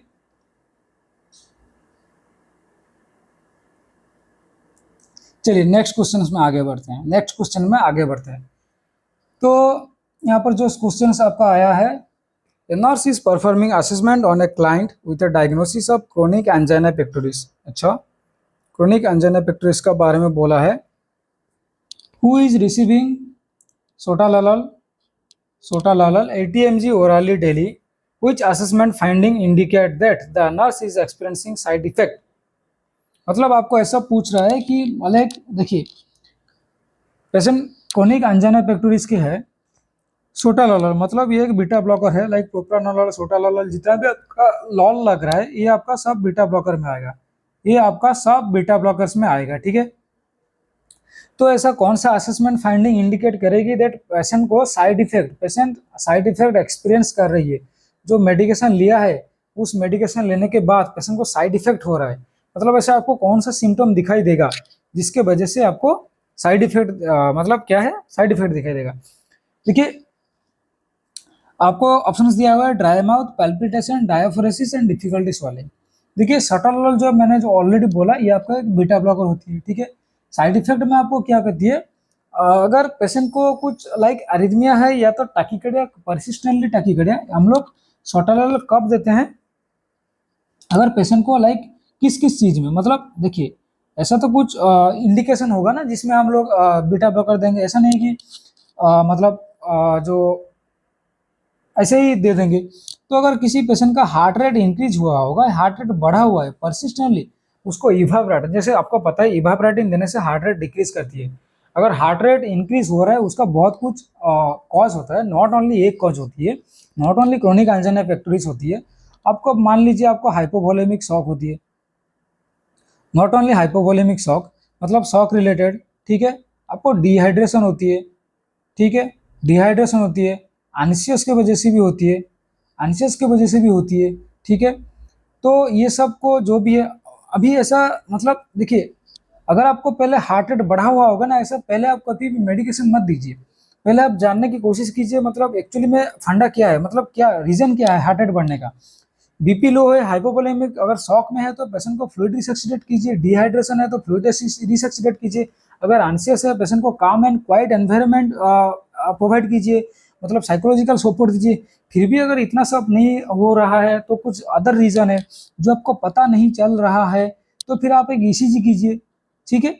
आप पहले ईसीजी कीजिए, तो ईसीजी में देखिए लाइक क्या प्रॉब्लम हो रहा है, कुछ लाइक चेंजेस है, PQRST ये सब में कुछ चेंजेस है क्या, अगर नहीं है तो आप देखिए हार्ट रेट ये सब जो कम करने के लिए क्या बोलते हैं हम लोग, इवाप्रेटिन देते हैं, इवाप्रेटिन 5 mg देते हैं, 10 mg देते हैं, जो कि हार्ट रेट रिड्यूस होता है।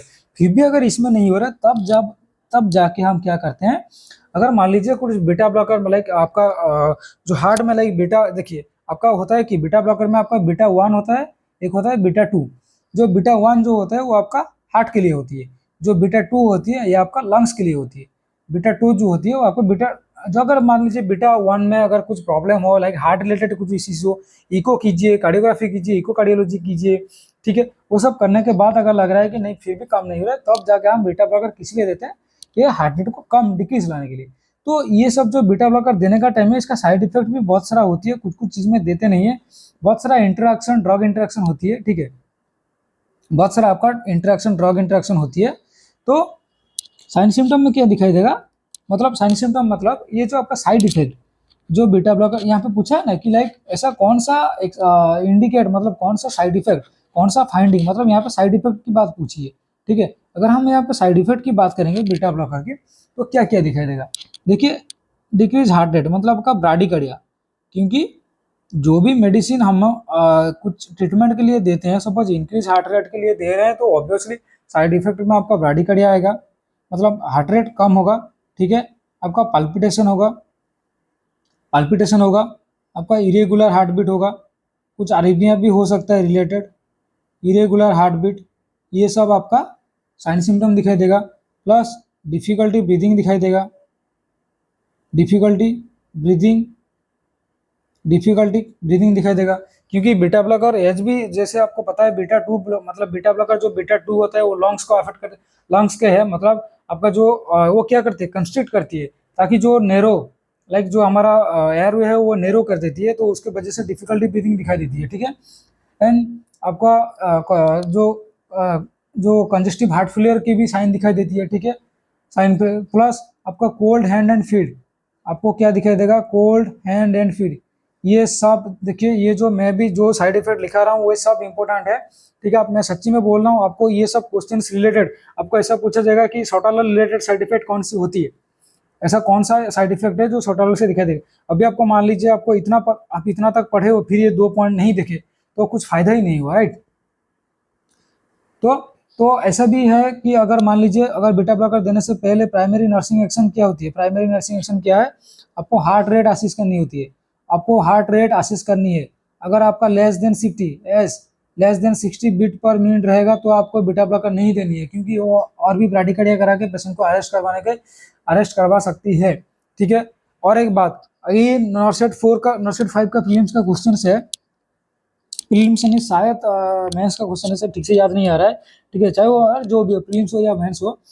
ऐसा देखिए यहाँ का जो आंसर जाएगा ये आपका पल्पिटेशन जाएगा, क्योंकि ड्राई माउथ नहीं होती है, ठीक है, ड्राई माउथ नहीं होती है, डायफोरेसिस नहीं होती है, डिफिकल्टी स्वालिंग नहीं, डिफिकल्टी ब्रीदिंग होती है, डिफिकल्टी स्वेलिंग नहीं, डिफिकल्टी ब्रीथिंग होती है, ठीक है, क्योंकि यहाँ पर ब्रैडिकार्डिया करवाती है, ठीक है, एंड जो ब्लड प्रेशर को फॉल करवाती है, जो आपका ब्लड प्रेशर है वो आपका लो रहती है। आपको ऐसा क्वेश्चन पूछा जाएगा, ऐसा कौन सा पेशेंट का अगर कुछ इश्यूज हो, लाइक कौन सा केस में हम लोग जो बीटा ब्लॉकर हम लोग को अवॉइड करनी है, ऐसा कौन सा केस में है हम लोगों को, ऐसा कौन सा डिजीज या कौन सा केस में हम लोगों को बीटा ब्लॉकर, जो हम लोग का बीटा ब्लॉकर है वो आपको अवॉइड करनी है। ये क्वेश्चंस आपका नॉर्सेट 4 का शायद है या तो 5 का है, जो भी हो, प्रीलिम्स या मेंस के क्वेश्चन आप याद रख लो। जो पेशेंट अस्थमा और सीओपीडी केस में always try to avoid beta blocker, always try to avoid beta blocker, ठीक है, आपको always try to avoid beta blocker. Asthma या तो सीओपीडी केस में आपको बीटा ब्लॉकर अवॉइड करनी है, क्योंकि मैंने आपको बोला ऑलवेज अस्थमा में, अस्थमा एंड सीओपीडी में क्या होता है, आपका जो एयरवे है, आपका जो एयरवे है वो always, already, not always, already constrict है, जिसके वजह से आपको ब्रीदिंग डिफिकल्टी है। प्लस आपका जो बीटा ब्लॉकर का जो साइड इफेक्ट डिफिकल्टी ब्रीदिंग होती है, क्योंकि ये एयरवे को और भी नैरो करवाती है, तो इसीलिए स्पेसिफिकली अस्थमा एंड सीओपीडी में आपको बीटा ब्लॉकर टोटली अवॉइड करनी है, देना ही नहीं है। इसलिए बीटा, अगर आपको ऐसे भी क्वेश्चन पूछा जाए कि अगर कोई पेशेंट को बीटा ब्लॉकर देना है, तो उसके पहले हमें ऐसा कौन सा डायग्नोसिस का मतलब हिस्ट्री पता होना चाहिए कि देंगे या नहीं देंगे, वो है आपका asthma and COPD, asthma and COPD, ठीक है, वो क्लियर हो गया होगा। नेक्स्ट क्वेश्चन बढ़ते हैं। नेक्स्ट क्वेश्चन आपको ये दिख रहा है, नेक्स्ट क्वेश्चन में हम बढ़ते हैं, चलिए। ये देखिए, ये थोड़ा सा आप देख लीजिए, ये रहा आपका क्वेश्चन, ये रहा आपका क्वेश्चन। क्वेश्चन पढ़िए, क्वेश्चन के साथ साथ आंसर देने की कोशिश कीजिए, क्वेश्चन पढ़िए, क्वेश्चन के साथ साथ आंसर देने की कोशिश कीजिए, क्योंकि इससे ज़्यादा आपका जो, देखिए आप आज जो भी हम पढ़ा रहे हैं, आपको इससे ज़्यादा अच्छा, मतलब जो भी आपका जो कंटेंट लेके आए हैं, जो कंटेंट लेके आए, जो क्वेश्चंस लेके आए, जो देखिए पूरा थ्योरी हम इसलिए यहाँ पर कवर नहीं कर रहे हैं, as a type of crash course है। हमें पता है कि अप्रैल 14 में एग्जाम है, तो हमें एग्जाम को फॉलो करना है। हम अगर अभी 2 महीने में, ऐसा नहीं कि ना तो आप थ्योरी कंप्लीट कर सकते हो, ना तो मैं तो पढ़ा सकता हूँ, लेकिन आप उतना देखिए, आपको जितना इंपॉर्टेंट चीज़ है हम वही सब लेके आ रहे हैं। थोड़ा बहुत गैप हो सकता है, ठीक है, तो हम कोशिश करेंगे आपको बेटर से बेटर जो लाइक हमारा जो कोचिंग क्लास की तरफ से प्रोवाइड करने के लिए, ठीक है। नेक्स्ट क्वेश्चन देखिए, a nurse is providing diet teaching to a client with congestive heart failure. क्योंकि अगर मैं इतना आपको पढ़ा रहा हूँ, अगर मेरा इतना पेशेंस है, तो आपको उससे ज़्यादा पेशेंस होना चाहिए, क्योंकि ये जो बोलते हैं ना, आप जिंदगी में कुछ करो या ना करो, आपका पेशेंस बहुत इंपॉर्टेंट चीज़ होती है, आप कितने पेशेंस रखे हो वो इंपॉर्टेंट चीज़ होती है, ठीक है। नेक्स्ट क्वेश्चन में ध्यान दीजिए, a nurse is provide diet teaching to a client with congestive heart failure. अच्छा, the nurse tells the client to avoid which of the following. मतलब आपको ये बोलना चाहता है कि कंजेस्टिव हार्ट फेलियर में ऐसा आपको कौन सा लाइक फूड है या तो जो भी है, आपको कौन सा अवॉइड करनी चाहिए।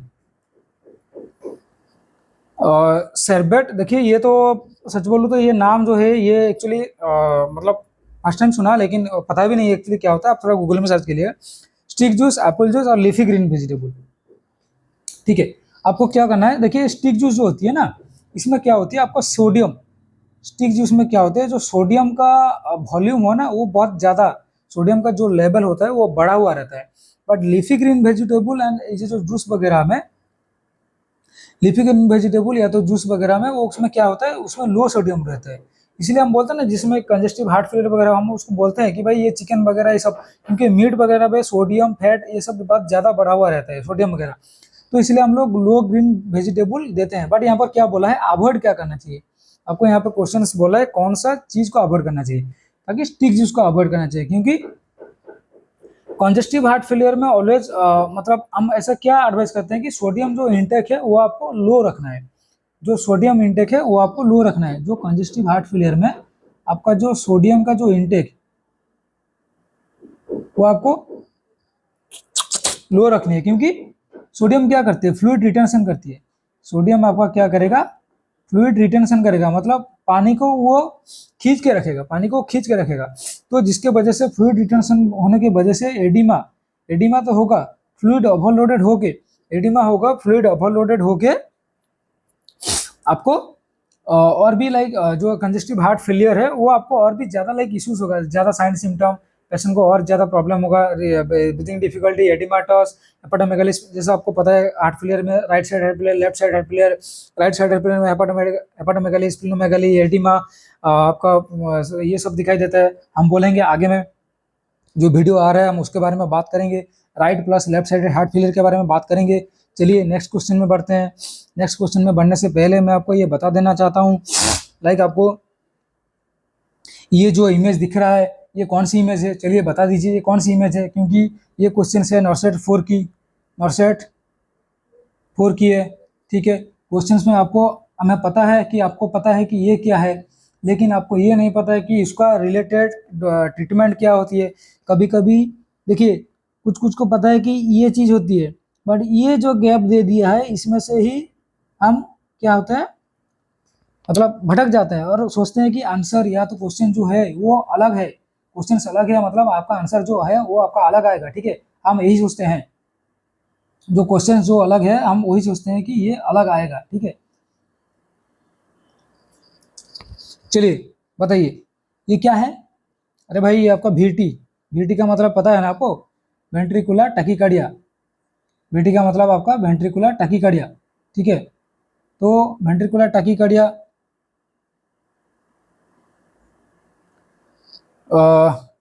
सॉरी एक्चुअली अभी वेंट्रिकुलर टैकीकार्डिया। ठीक है,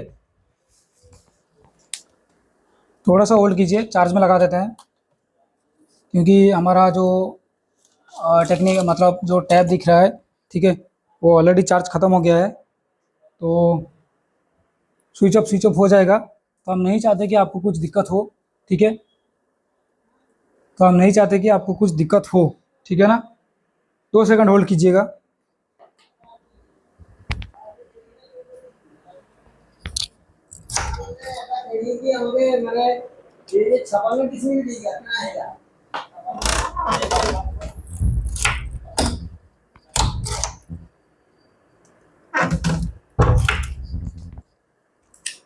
बस कुछ ही 2 मिनट वेट कर लीजिए, क्योंकि हम देखिए टेक्निकल इश्यूज़ के लिए हम कुछ कर नहीं सकते, क्योंकि एटलीस्ट हम आपको नहीं चाहते कि इसमें जो भी हम आज टॉपिक लेके आए हैं वो पूरा कंप्लीट करके जाएंगे, क्योंकि लेट करने से आपका वीडियो लेट होगा और भी आपका जो ये रहेगा वो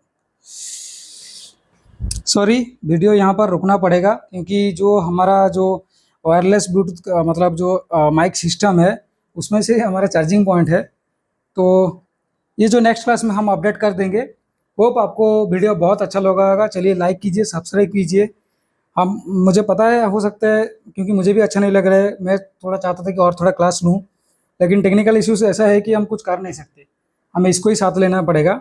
ठीक है, एनीवेज होप आपको जितना भी क्वेश्चन चाहे 15 क्वेश्चन हो, लेकिन 15 क्वेश्चन में से आपको बहुत अच्छा लाइक फंडामेंटल आपका क्लियर हो गया होगा, मैं तो पूरा श्योर हूँ। आपका क्या राय है आप प्लीज़ कमेंट करके बताइए। अगर कुछ भी चेंजेस हो, कुछ भी डाउट्स हो, कुछ भी टॉपिक्स के ऊपर आप प्लीज़ बताइए, प्लीज़ बताइए। ठीक है, चलिए thank you so much, thank you.